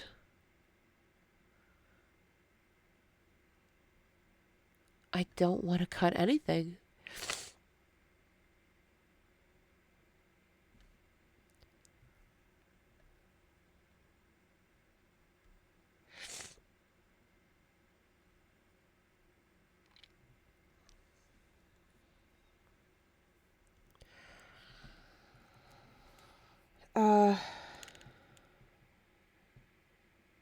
Okay. Gideon's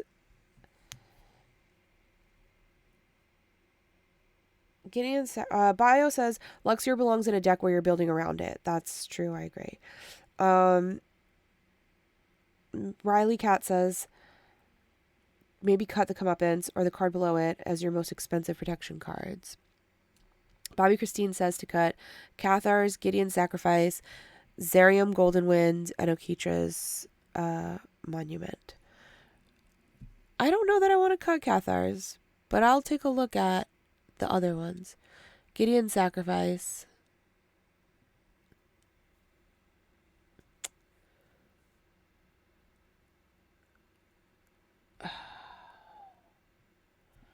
I don't know. I feel like it's pretty good. Bobby, you're killing me. I don't want to cut anything. I'm scared. Zerium Golden Wind. Okay. Fine. Oh, good. Okay, Bobby. Bobby thought it was Ajani's presence. We got rid of it already. So yeah, Gideon's Sacrifice will keep. Azusa? No way. I don't want to cut Azusa. She's great. And she's legendary.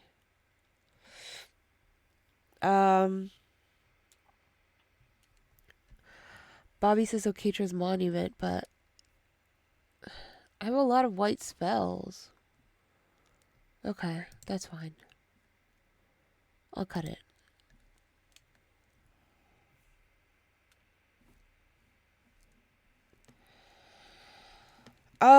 Bobby, Book of Exalted Deeds, though. It's legendary.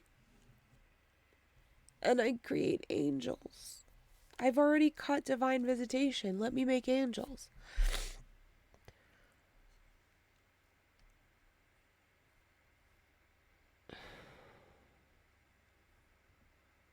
I like it.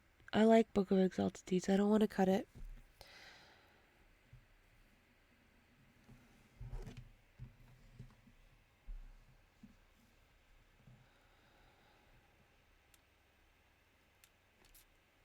I don't know. I think I forgot to put her in there. She needs to go in there.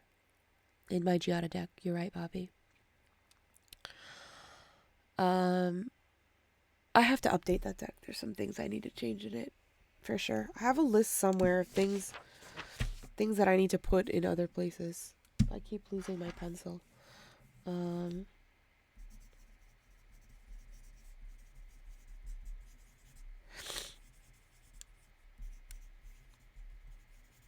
She does need to go in there.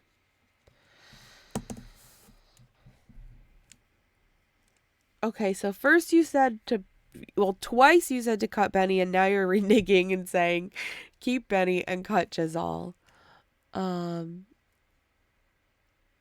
for memory, Benny Brax convokes, and at the beginning of each end step, if you created a token this turn, draw a card. So he draws consistent cards, and then you can use your creatures as mana.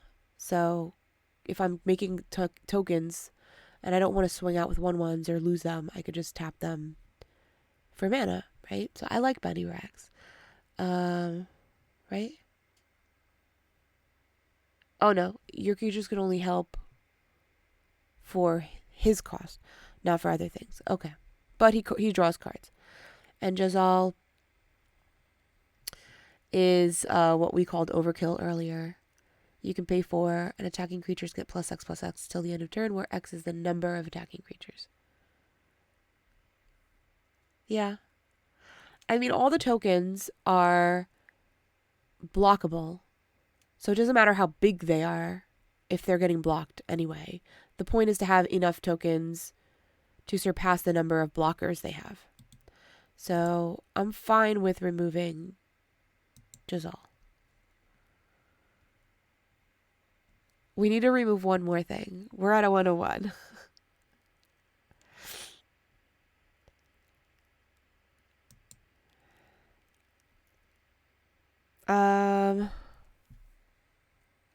Semester's End. Exile any number of target creatures and bring them back with an additional 1/1 counter. I can probably cut a land. I have 36, and I don't really like to have an uneven amount of lands. I usually like to have around 35. I know 36 is an even number, but I like there's a roundness to the number of 35 that I like.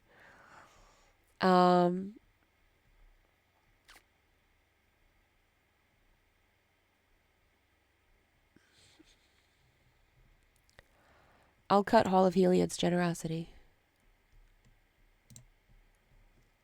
There, we're at 100, and I kept the things I like.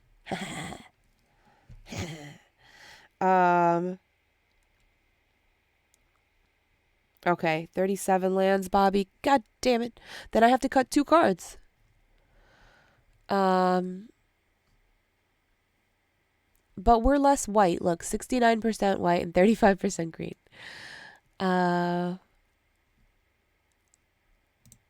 So add one. Then we have to cut 2 things. 2 things.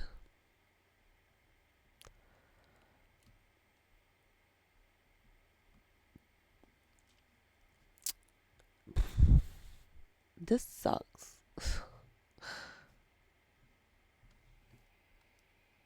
All right, I will change the view.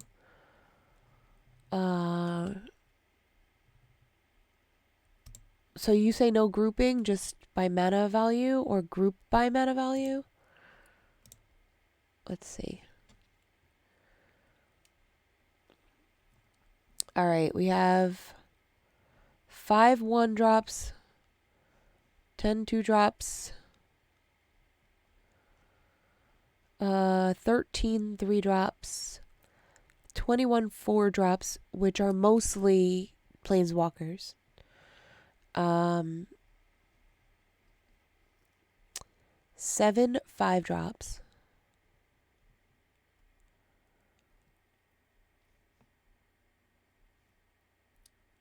5 6-drops. 1 8-drop, 1 9-drop, and 1 10. How do we feel about Triumphant Reckoning? Or do we want to keep it? It's 9.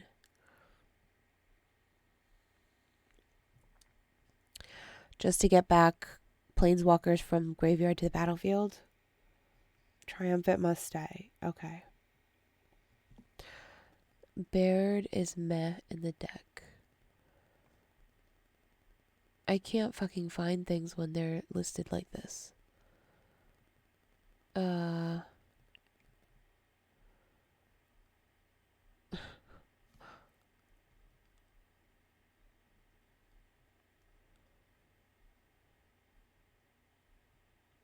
Baird.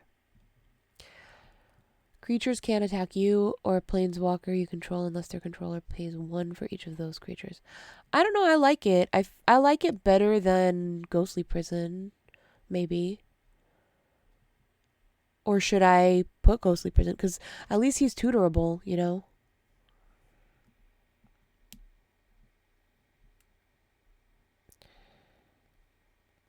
Ghostly doesn't protect my walkers, no. Yeah, I like Baird in this, I feel. Thank you, Bobby. Yeah, we gotta cut 2 things. Did we decide on Urza's Ruinous Blast? Some people were yay about it, some people were nay about it.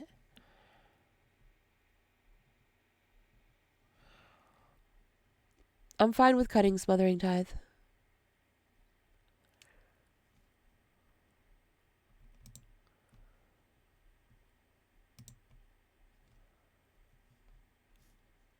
It's not legendary, right?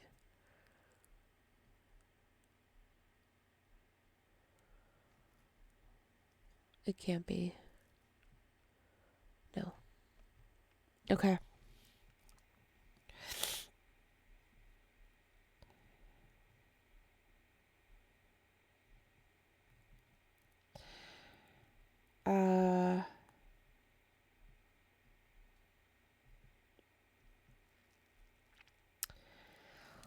Sky Shroud Claim. I have to change this view because I can't find anything this way.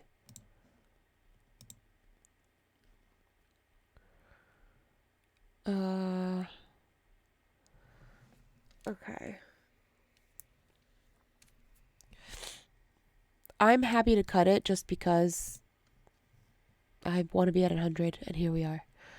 We're at 100. We're at 70% white and 35% green. So we have just enough green to do green things, which is weird because looking at this, I feel like it's very green, but I guess it's not. Like looking at the pips, I'm like, there's a lot of green in here, but apparently there's not. So, whoops-a-daisy. Yeah, we have 37 lands, 5 artifacts, 8 sorceries, 9 instants, 10 enchantments, 16 creatures, 14 planeswalker, and Captain Sisay. And we are at 100. We did it! Whoop, whoop, whoop. That took so much longer than planned. I don't know if anybody's up for it. If you're still down to clown, I gotta narrow down my Kemba deck. Because what's Cat Daddy without Cat Mommy? She's at 146. So, yeah. She was even worse than Captain Sisay was. We started at 135 with Captain Sisay. It took 2 hours. So, I don't know that we're going to be able to get this down today. But we sure can start. What she do is, yeah, they're going to make cat babies together. So, Kemba Regent is at the beginning of your upkeep, create 2/2 white cat creature token creatures for each equipment attached to Kemba. So I put every equipment in this deck that I liked, and now I have to remove some. So there are 65 artifacts in here. We need to cut some. Some of them are not equipment. Some of them are like Pearl Medallion and things like that. So we've got to cut some shit. If I can cut, like, I don't know, 30 artifacts, I feel like I'll be better. I'll feel better about this. There are 14 enchantments in here, 36 lands, one of them including Urza Saga, which will go away. Only because those constructs are going to be massive.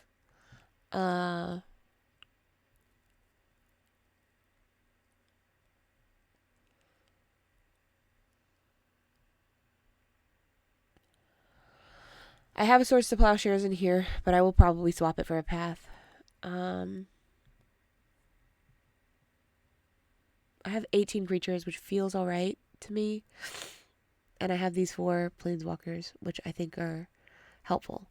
So, Elspeth, put a 1/1 soldier into battlefield, or target creature gets +3/+3 and gains flying until the end of turn, or get an emblem with artifacts, creatures, enchantments, and lands you control are indestructible. So I really want that emblem. That would be great. Karn is also creates a construct, so I like that. And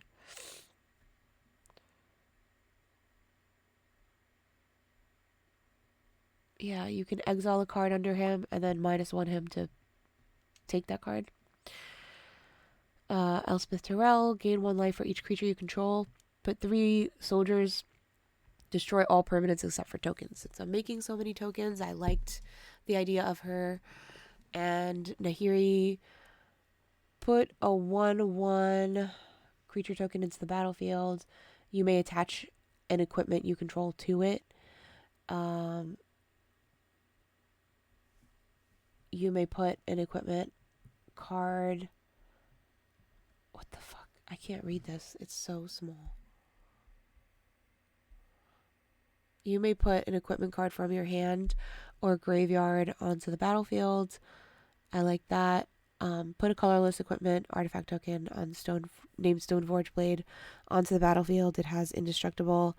Equipped creature gets +5/+5 and double strike. Equipped for 0.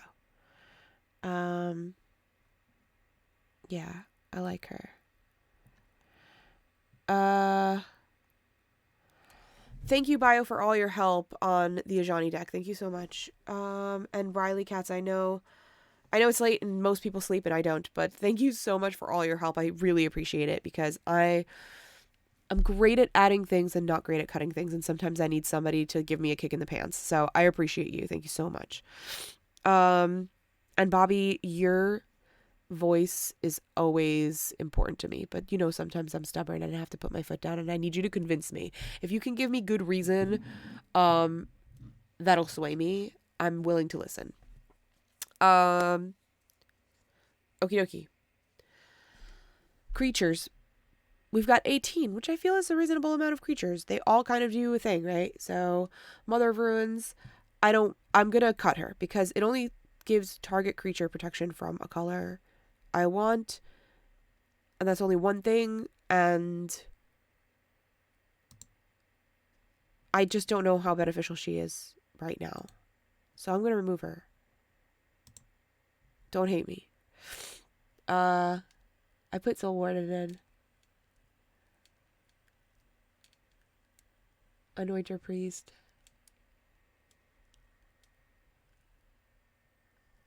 I just put on this chapstick in the least sexy. I was like, ugh. It was like I was mindless, like reading the card, and I just was like, ugh, like didn't even pay attention. I'm sorry for that horrific moment. Anointer Priest. Whenever a creature token enters the battlefield under your control, gain 1 life, and it has Embalm 4. Exile this card from your graveyard and create a token that's a copy of it, except it's a white zombie with no mana cost. Yeah, I like that. Lion Sash, exile target card from graveyard. If it was a permanent, put a 1/1 counter on Lion Sash. Equip creature gets +1/+1 for each +1/+1 counter on Lion Sash. So this is an equipment creature, so it's listed in creatures, but I'm treating it as an equipment. So consider it like another artifact. SRAM, whenever you cast an aura, equipment, or vehicles, draw a card. Arden allows me to re-equip things. Brass Squire allows me to equip something for free. Foundry Inspector makes artifacts cost less. Liberator, you may cast colorless spells and artifact spells as though they had flash. Starnheim Courser, artifacts and enchantment spells cost 1 less to cast. Benny Brax, if you create a token, draw a card. Ellen Hargreaves, I really like her for this. Look at the top X cards of your library, where X is the number of tokens you created this turn. Put one of those cards into your hand and the rest on the bottom of your library in a random order. I kind of like her for this. Leonin Abunas. Artifacts you control can't be the targets of spells or abilities your opponents control. That feels good. Loyal Unicorn. At the beginning of combat on your turn, if you control your commander, prevent all combat damage that would be dealt to creatures you control this turn. Other creatures you control gain vigilance until the end of turn. So you have constant attackers and blockers, and they won't die. Creatures you control get +1/+1. Selfless Squire. Prevent all damage that would be dealt to you this turn. When damage is prevented that way, put that many 1/1 counters on the Squire. Great Desert Prospector. When it enters the battlefield, create a tapped Power Stone token for each other creature you control. So if I play this a little late game and I have lots of tokens out, I can create Power Stones that can be used to cast a non-artifact spell. Oh, I thought they cast artifacts. Oh, then this is not that good. Okay, let's get rid of this. And Elish Norn, because why not?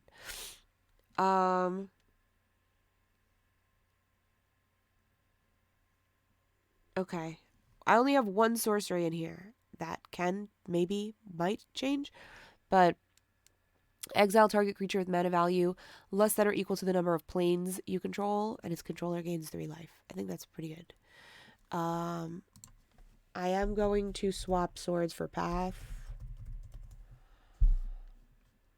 I just like it better. I think this was me trying to have different things in this deck, and I'm just like, no, not gonna happen. Alright, I only have 6 instants, which is not bad. Return target artifact or enchantment card from your graveyard to your hand. Teferi's Protection, Akroma's Will, Dispatch, tap target creature. If you control 3 or more artifacts, exile that creature. I have an Enlightened Tutor, because I want a tutor for artifacts, and a Path to Exile.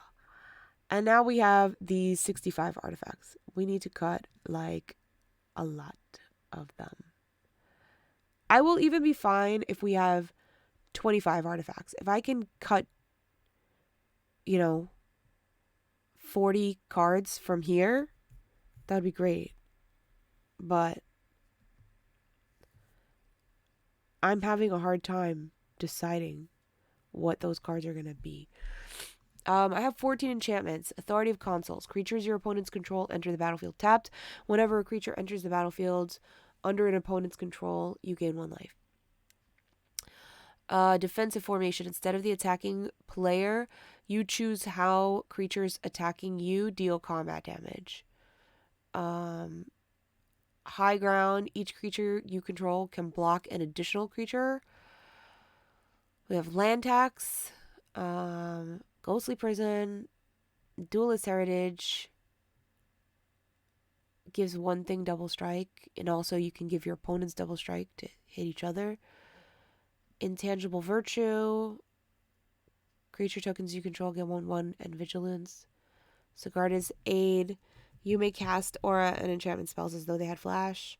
When it ETBs, you may attach it to a target creature you control. Creature tokens get +2/+2. Monologue task.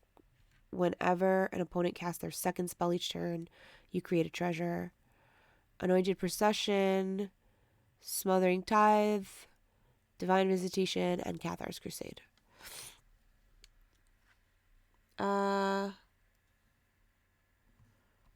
Pure Steel Paladin. Let's see.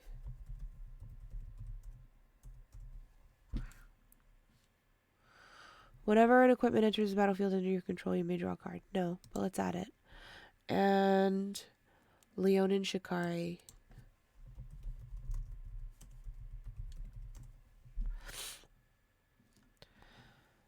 Oh, thank you so much, Obsidious. Have a good night. I'm glad that Ajani is done too. Thank you. And I am... Oh, thank you. Perfect. Activate equip abilities. Okay, perfect. Cool. Thank you. Yeah, I'm hopeful for Kemba. She's got a lot to cut, but we'll get there. I just have to be tough with my cuts. And it's also hard because there's so many cards in here that I have. And I'm like, I have this on hand. I can make this, And honestly, when I look at this list, it doesn't look like 65 cards. It looks like 20 cards to me. I'm like, this doesn't feel like that much. Everything's good. I don't want to cut anything. Basilisk color I like. I like all these 1-drops, these cheapy things. I feel like I want to keep a lot. I want to be able to play multiple.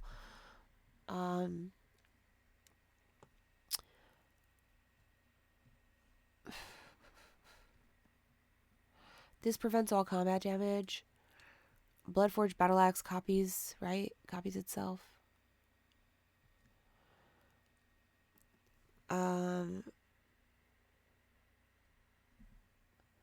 Cliffhaven Kite Sail.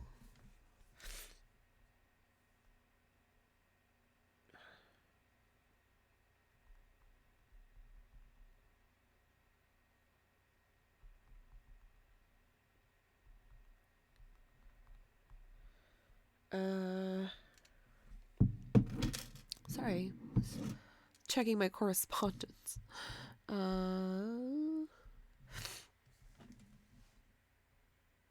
Kite Sail enters the battlefield, attach it to a creature you control, and it gives the creature flying.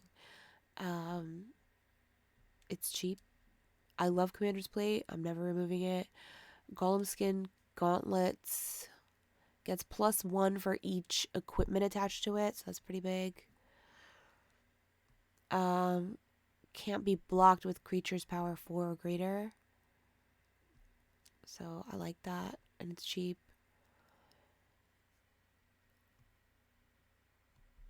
This one draws me cards, and it's cheap.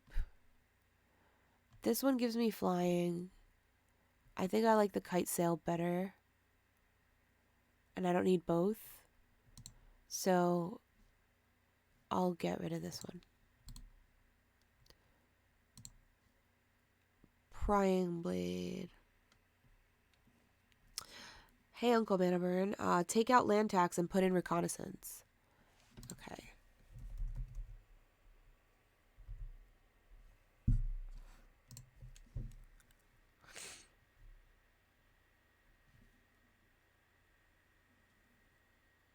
I don't know where it is.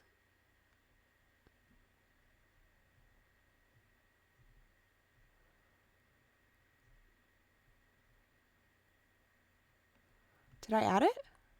Was it there? Why am I not seeing it? Oh, there it is.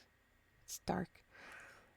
Remove target attacking creature you control from combat and untap it. Why?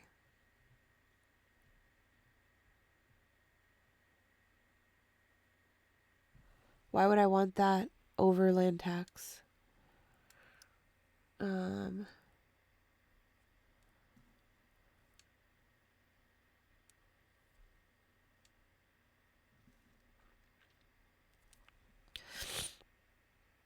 I like land tax.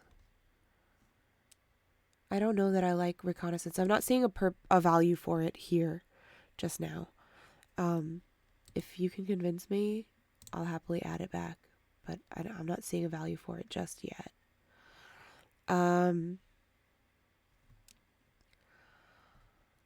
Alright, Prying Blade. Equipped creature gets +1. It deals combat damage. If it deals combat damage to a player, create a colorless treasure artifact token. Oh, I like it. I don't love it. But it's cheap. Shadow Spear I like. Trample and Lifelink. Short Sword gives +1/+1. Shuko gives +1/+. Oh, but doesn't cost anything to equip. And I like these cheaper things.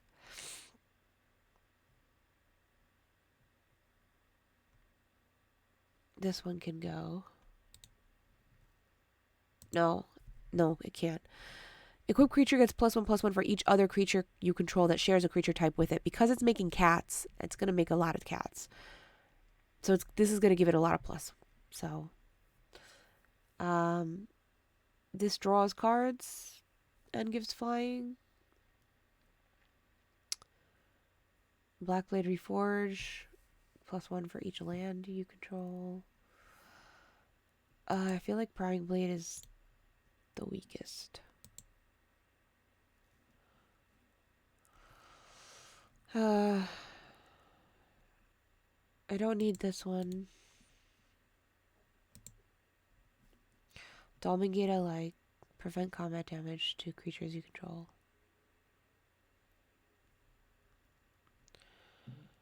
+1 for each card in hand. +1 whenever equipped creature deals combat damage to a player, create a treasure token. This kind of was the same thing as the other one that I just got rid of. This one's 2 to cast and 1 to equip. And the other was...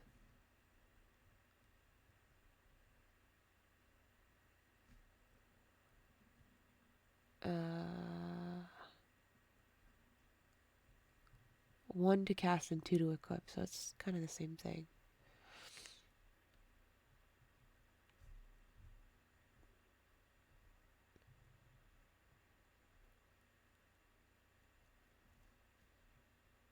This one's a little better.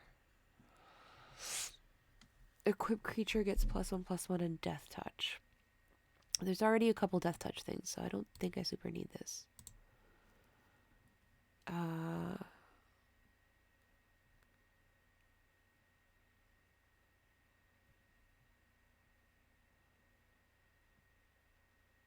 This adds 1/1 counters on it every time it attacks. And taps down something. Equipped creature gets +2/+1 as long as the equipped creature is legendary. It has trample and haste. I like it. I like Horn of Valhalla. +1 for each creature you control. This gives it double strike. If another creature would deal combat damage.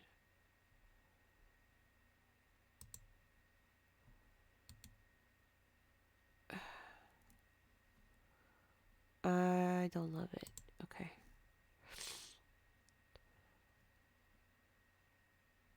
I'll get rid of this too.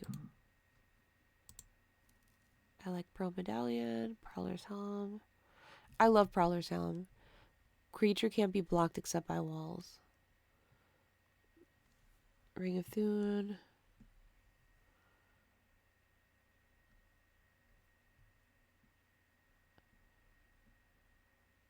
It gives it vigilance and 1/1 counter. See, I'm already like halfway through these and I've only cut a few.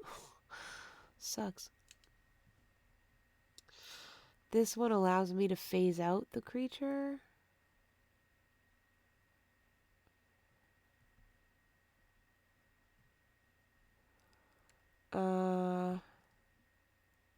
I like that.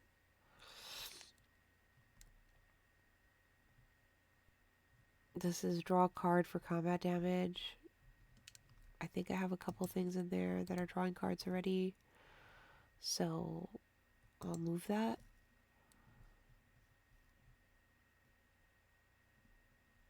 This one makes a person discard a card. Hexproof and haste. Whenever a equipped creature deals combat damage, roll a d12. If the result is greater than the damage, double the number of counters on that creature.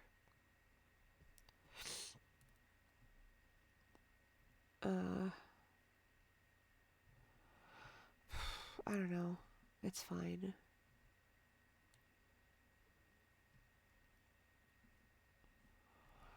This one helps me search for basic lands, but if I don't have a lot of basics in there... Oh. Let me collapse the considering. Yeah, I have 19 basics, so that's pretty good. Alright.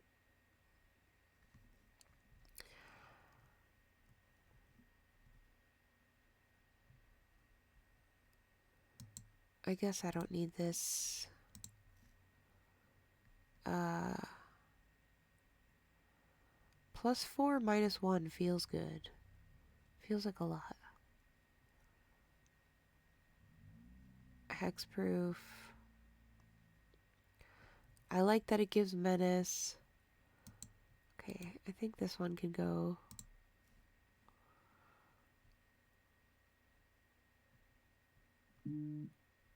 Cost reducer. Dark steel plate. Fire shrieker, yes. Vigilance and trample, yes. Halo fountain, definitely. Nettle cyst, yes. Oketra's monument. Everything in this is white, so cost reducers are good. Plate armor. Equipped creature gets +3/+3 and ward 1. I like that. And it equips for 3 or costs 1 less to activate for each other equipment you control. So I can essentially activate it for free. I do like Quiet as Spike. That's sick. Sword of Feast and Famine. Creature gets +2/+2. Protection from black and green. That player discards a card and you untap all lands. That's pretty good. +2/+2. It deals 2 damage to any target and you draw a card. That one's less amazing right now.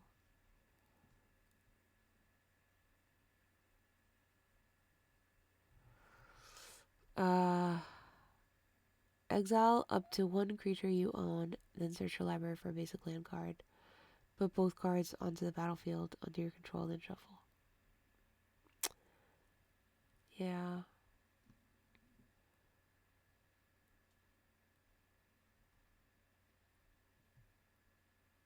Okay, I feel like this one's not doing me that much. This one's not doing me that much.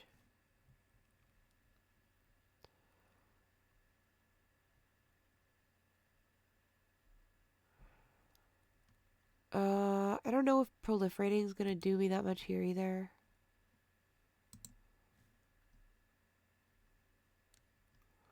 I like all the shit that gives me.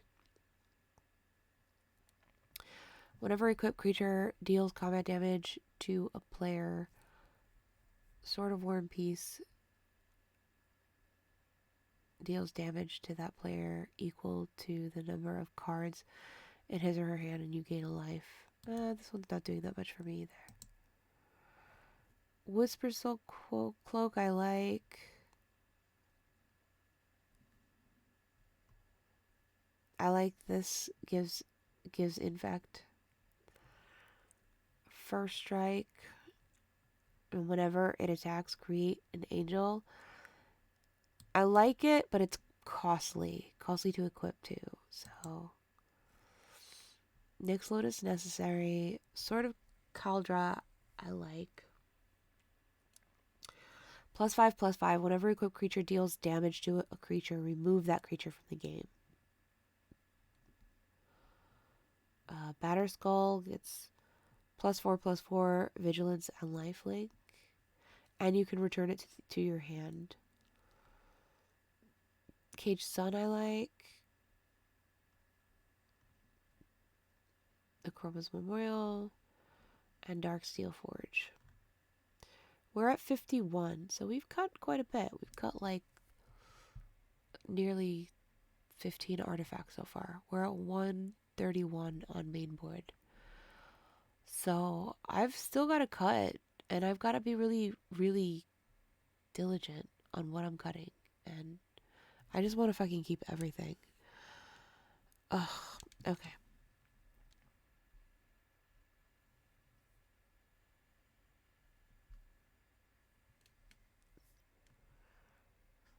Equipped creature has death touch and lifelink. Yes. Ugh.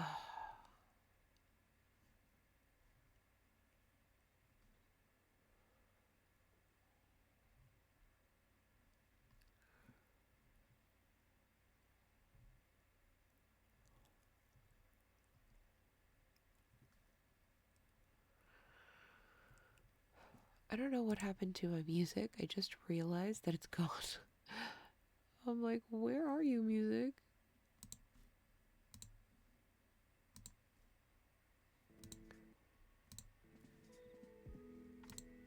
Now that I'm not like talking to chat as much, I'm like, what happened to the music? So I'm sorry that cut out. And it hasn't been here like this whole time. Eek. I'm having such a hard time. I guess like these two aren't really amazing. They're just cheap to play and re-equip.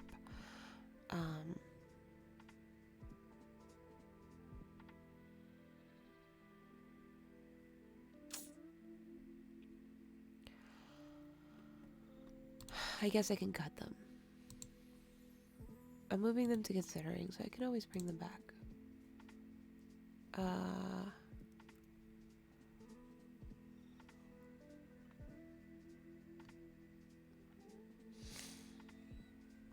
I don't think I'm gonna be having like a massive hand size. So I don't know how much this will pay off.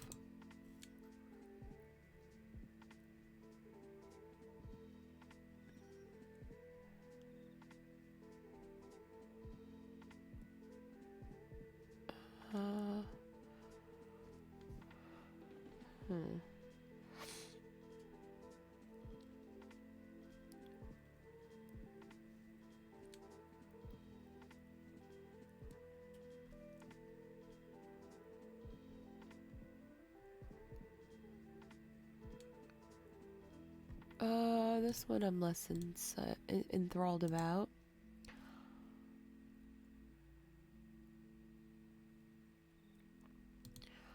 This one I'm less enthralled about.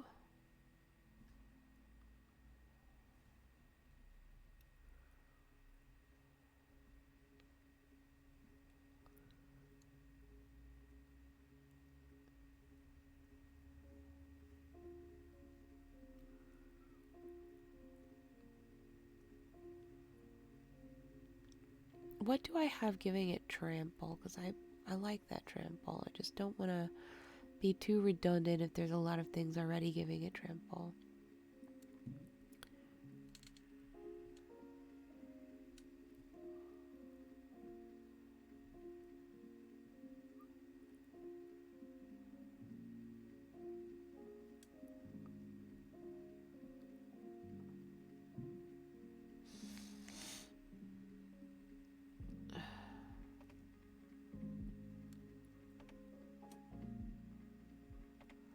Okay, it looks like not much. So this one has trample and haste.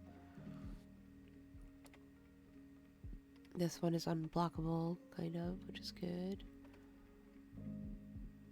Menace.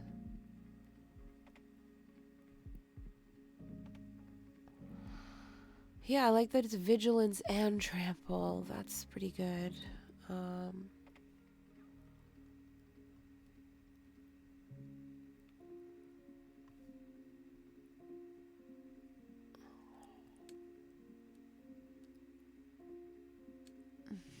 I do like plate armor.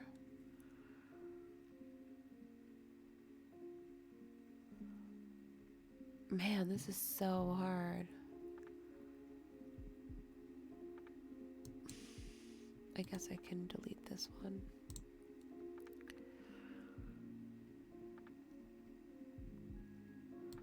I'll remove the cauldron. It's pricey.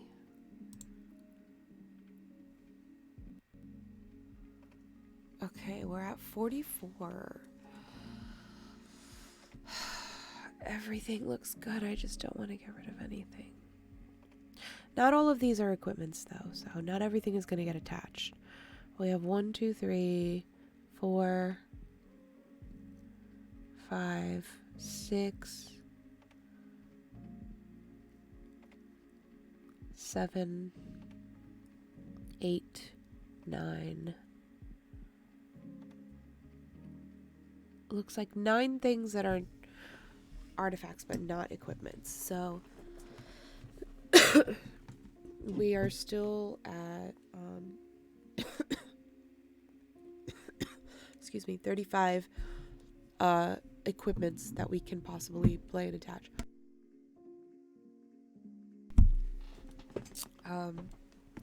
If I can cut like 10 more, I think I'll feel happier.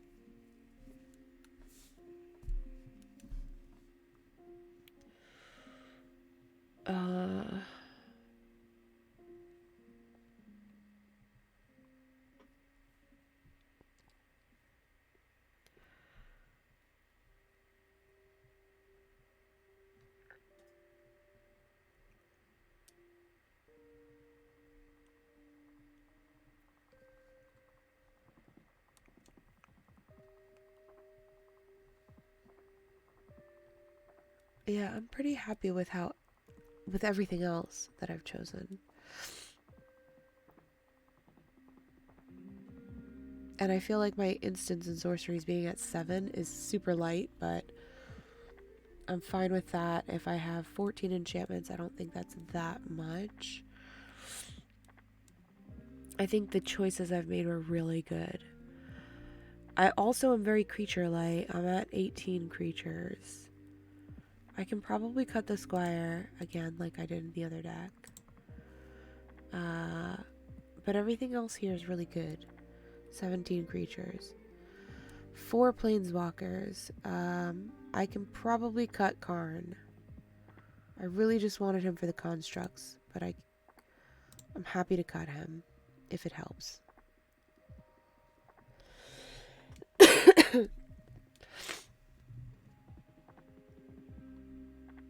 Um,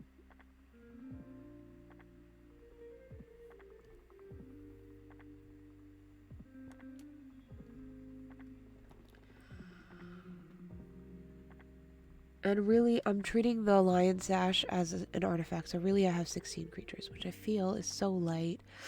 Um, they're just completely purposeful.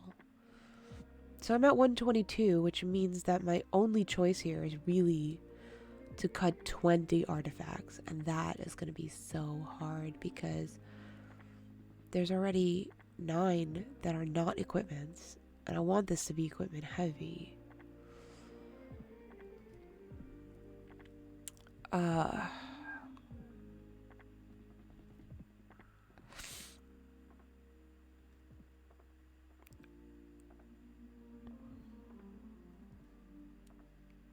Man, this is so hard.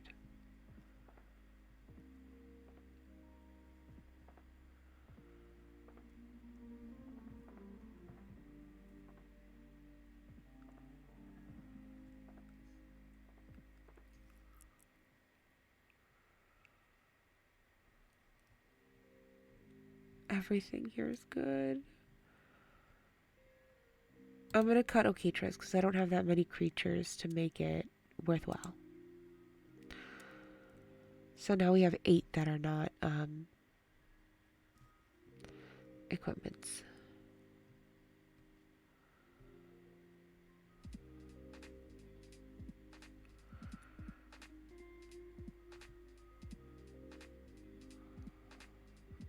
I'll cut the Forebear's Blade.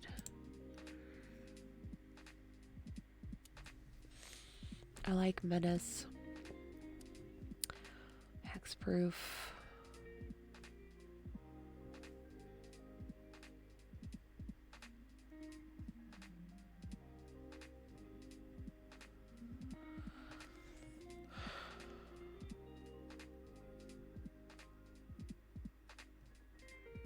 I can cut Gold Vein.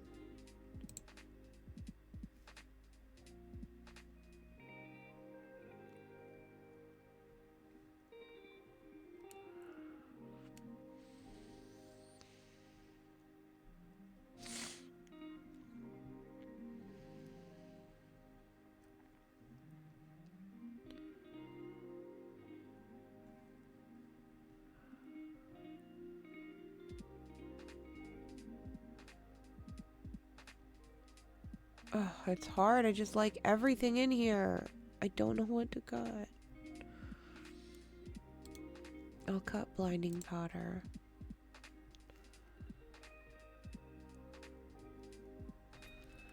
I'm at 118.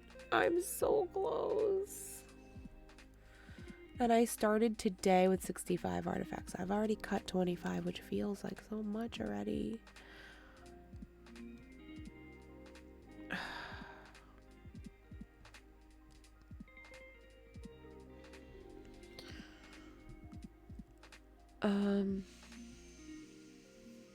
Cage Sun doubles my mana.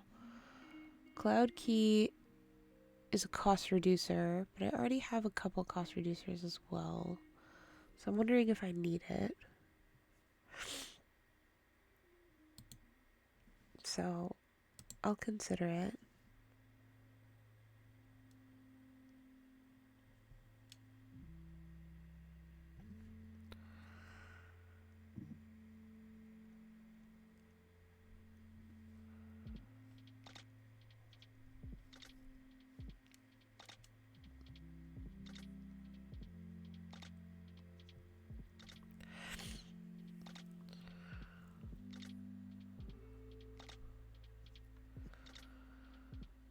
Oh man, 17 cards left.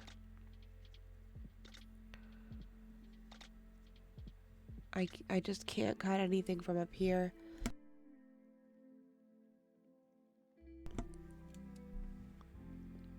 It's gotta be enchantments and artifacts. That's all I can do.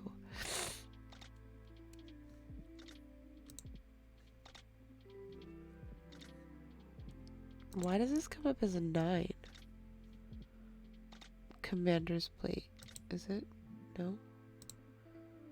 Oh, sorry. It was Dark Steel Forge. But that's kind of necessary.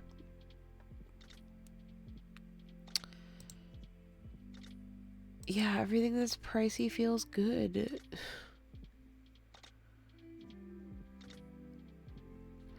I guess I can cut Divine Visitation.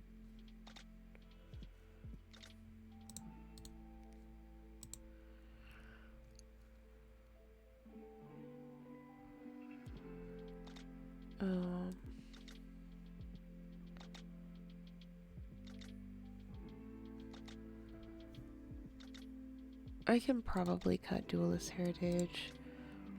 I can...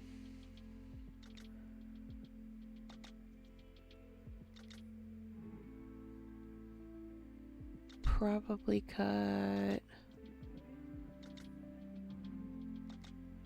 something with Vigilance if I have this in here.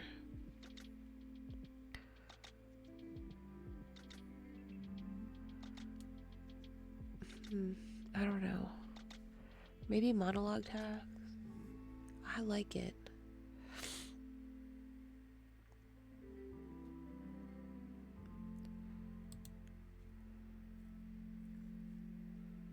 Yeah, I'll consider it.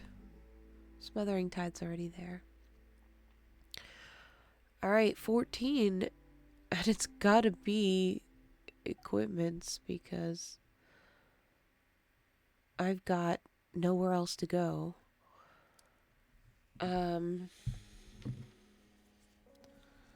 So that will leave me with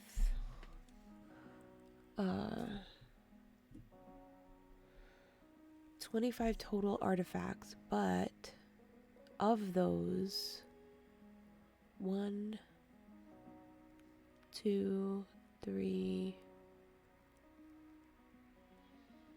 4, 5, 6, 7, 8. 8 are not equipments, so it will leave me with 17 equipments. That's not necessarily where I wanted to be. I would have liked to be higher in equipments, but alas, the cuts have to be made somewhere. Oop. I have to cut down to 25 artifacts.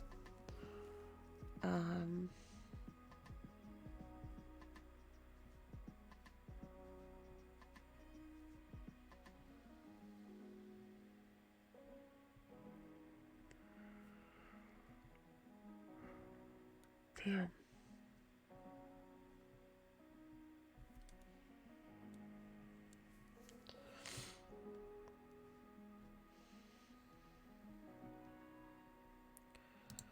This one is less valuable.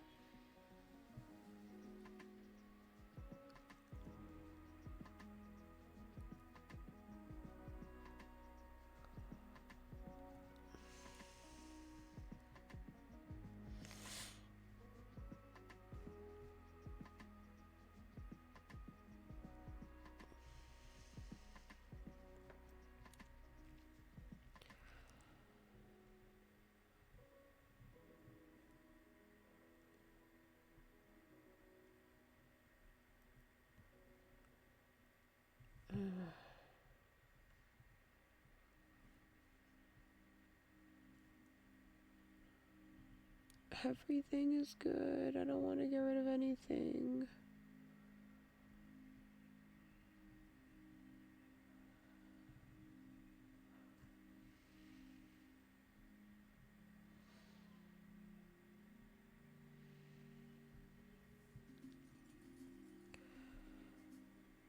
I guess Batter Skull is really pricey, so let's get rid of that.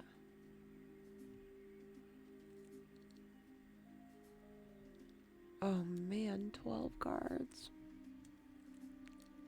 Ugh. I'm so close.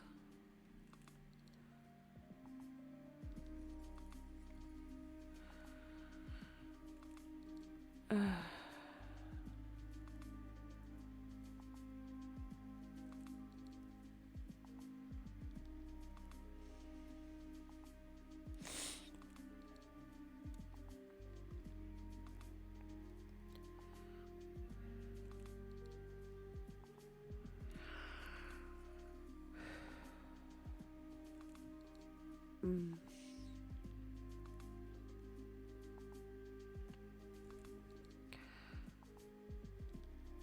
Okay, I'm getting rid of this one.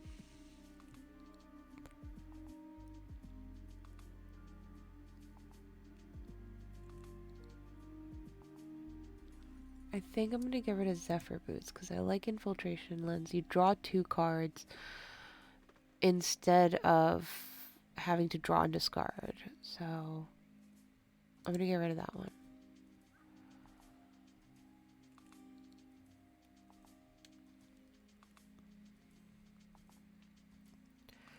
Ten cards we're down to.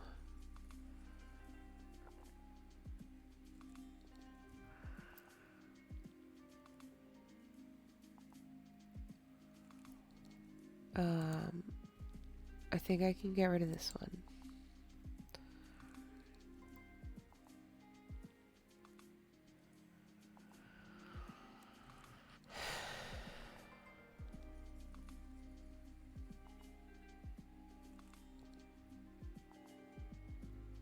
Nine cards.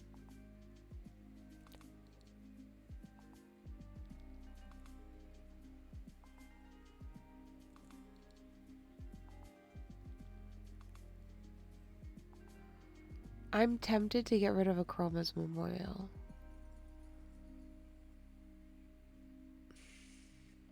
It's pretty tough. Like, giving everything flying, First Strike, Vigilance, Trample, Haste, Protection from black and red is pretty solid. If I'm making all those tokens, it's gonna make it hard for damage not to go through.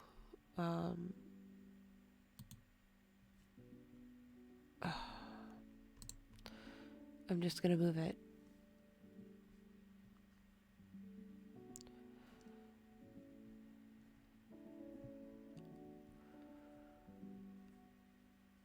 Plate armor is also, I'm less excited about it.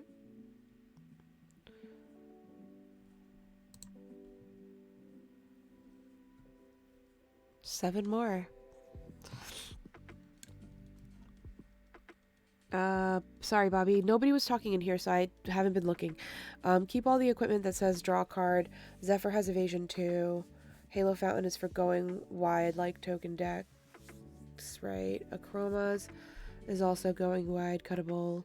She does make them tokens, but I think we will focus on Kemba herself. So, yeah, Halo Fountain is just a win condition. It is, pay 5 white, untap 15 tapped creatures, and win the game. So, since I'm making so many tokens, if I have Halo Fountain out, I can win the game with it. So,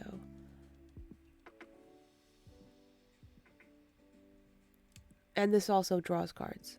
Untap 2 creatures, draw a card. So I like it. I'm keeping Infiltration over Zephyr because Zephyr is draw and discard, and I don't really want to discard. Like, if I draw 2 equipments, I don't want to discard one of them.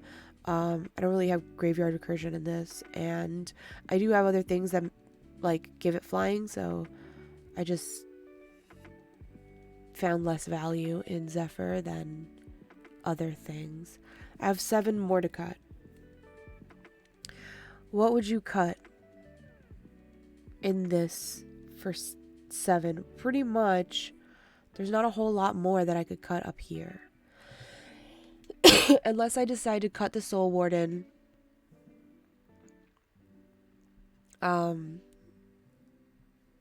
Which is just, you know, protecting me, giving me life.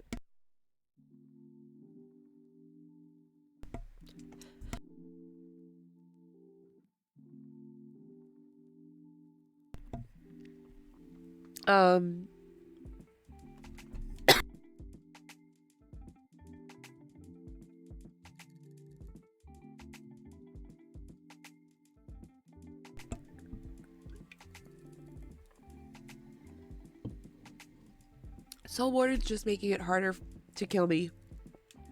And Ellen can probably go.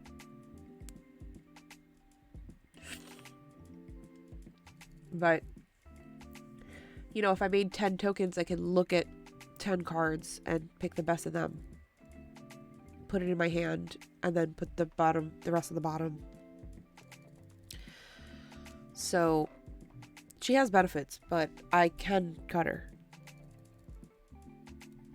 Alright, so we can cut Ellen. We can cut Soul Warden. We're at 15 creatures. All of them are pretty purposeful.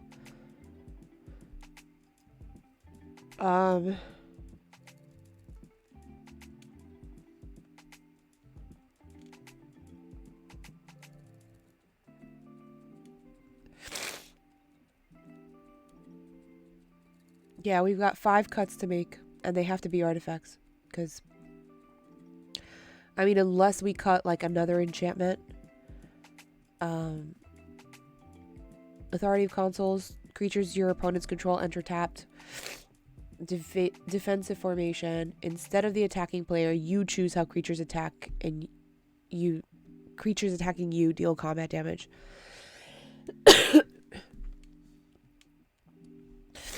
High ground. Each creature you control can block an additional creature, so it's like, you know, having menace. Backwards, I guess.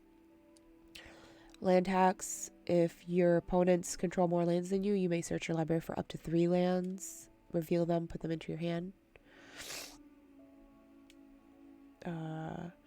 You may cast auras and equipments as though they had flash. Whenever an equipment ETBs, you may attach it to a creature you control. Creature tokens get +1/+1 vigilance. Ghostly prison. Creature tokens get +2/+2. Anointed procession. Smothering tithe, and Cathar's crusade. Whenever a creature enters the battlefield, put a 1/1 counter on each creature you control. Makes everything bigger.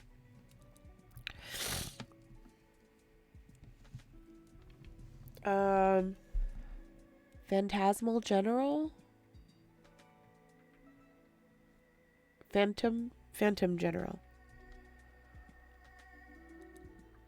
Creature tokens you control get +1/+1. Yeah, Phantom General and Intangible Virtue do the same thing. Yes.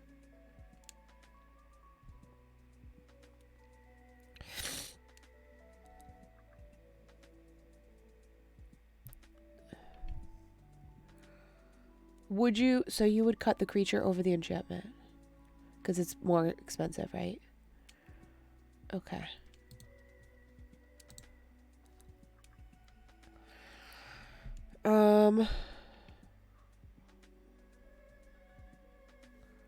You would cut high ground. I don't know, I like high ground. For a 1-drop. It's not bad.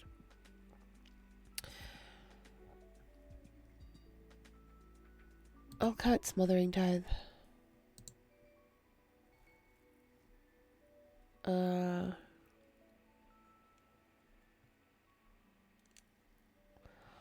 You would cut Ghostly Prison? Really? People gotta pay 2 for each attacking creature. That's pretty good.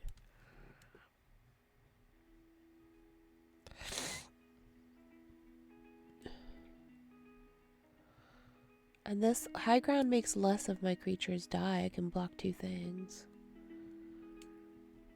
I do like land tax for a white deck.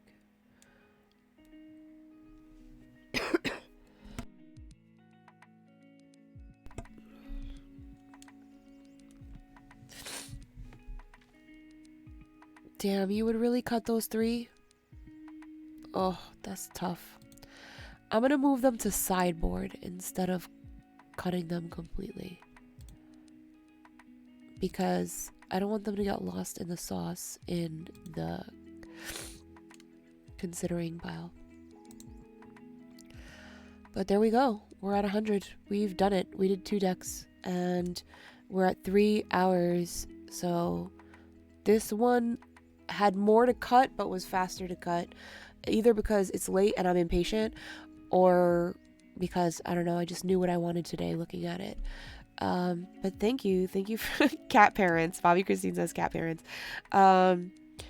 Thank you so much for your help. You've been really insightful, and I feel good about these 2 decks. And they are different enough from my other decks that I'm happy with how they will run, I think. Now, Bobby, if you have some time, I would like to fix the mana in this deck that we are now at 100 at. Or do you think it's fine? Are you happy with this? Cat Mommy?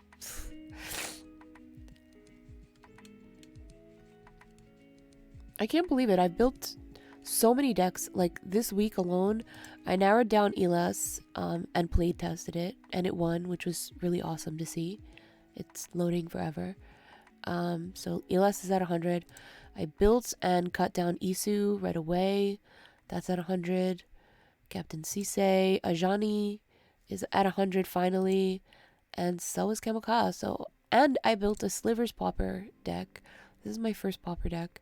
I have no idea if it's any good, but I've updated it and made a couple changes. And I'm feeling pretty decent about it. So I'm excited. I built hella decks this week. But yeah, I feel really productive.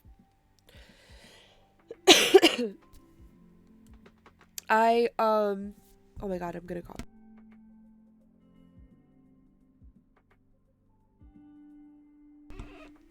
I had a week of like team no sleep, but I have been feeling super productive. I got a lot done. My to-do list is dwindling.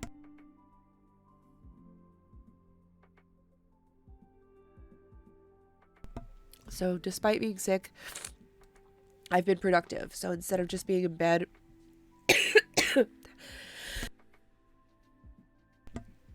or being out somewhere infecting people, I have been hacking up along on stream with all of you fine people.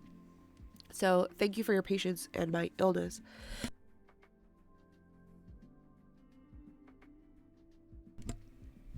But yeah, oh gosh. My eyes are watering. That was a hard one. Yeah, I hate having like poor quality content by like being on and sick and coughing and disgusting, but I haven't streamed in a little while, and I was sick like last week, and I was just tired and exhausted, and this week was different. So I'm inconveniently sick, but I am able to clean, organize, sort, which I got a lot of that done, and do these decks, which I've been meaning to get to. So thanks for the awesome company and letting me ramble cards, says Bobby. Bobby, you're awesome. You always have great insight, and I'm happy to listen to you. I also she wrote ooh. I got new emotes for my page, and I have a little ghost ooh shaking. And I also have a Uwu Uno card, but it comes up so small. I'm a little sad about it. It's supposed to say Uwu on it.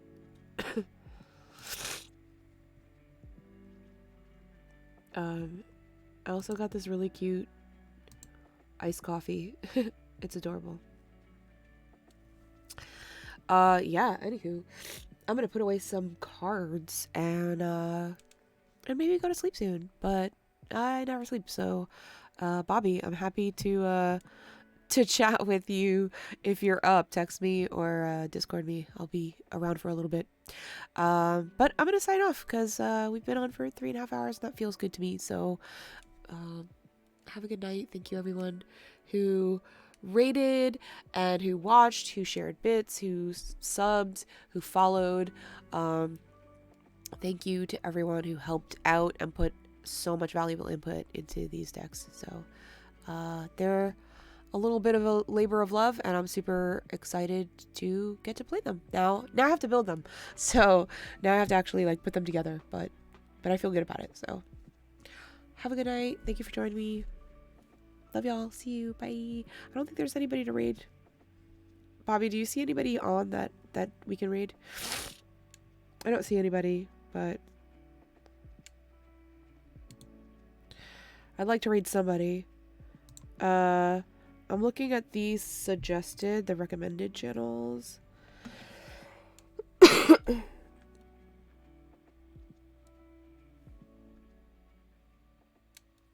It looks like the person I chose like just signed off.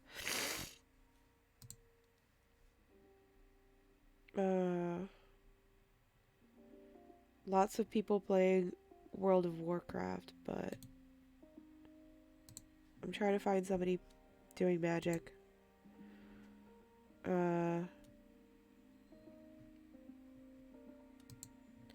Yeah, there's somebody I'll send a raid over to. Level 99 Herbie.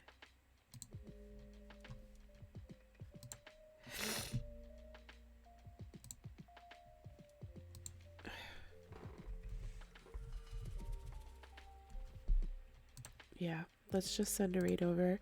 So that way, you know, I get a little Twitch credit for raiding every now and then, you know? All right. Have a good night, everyone. Thank you so much for joining me. See you later.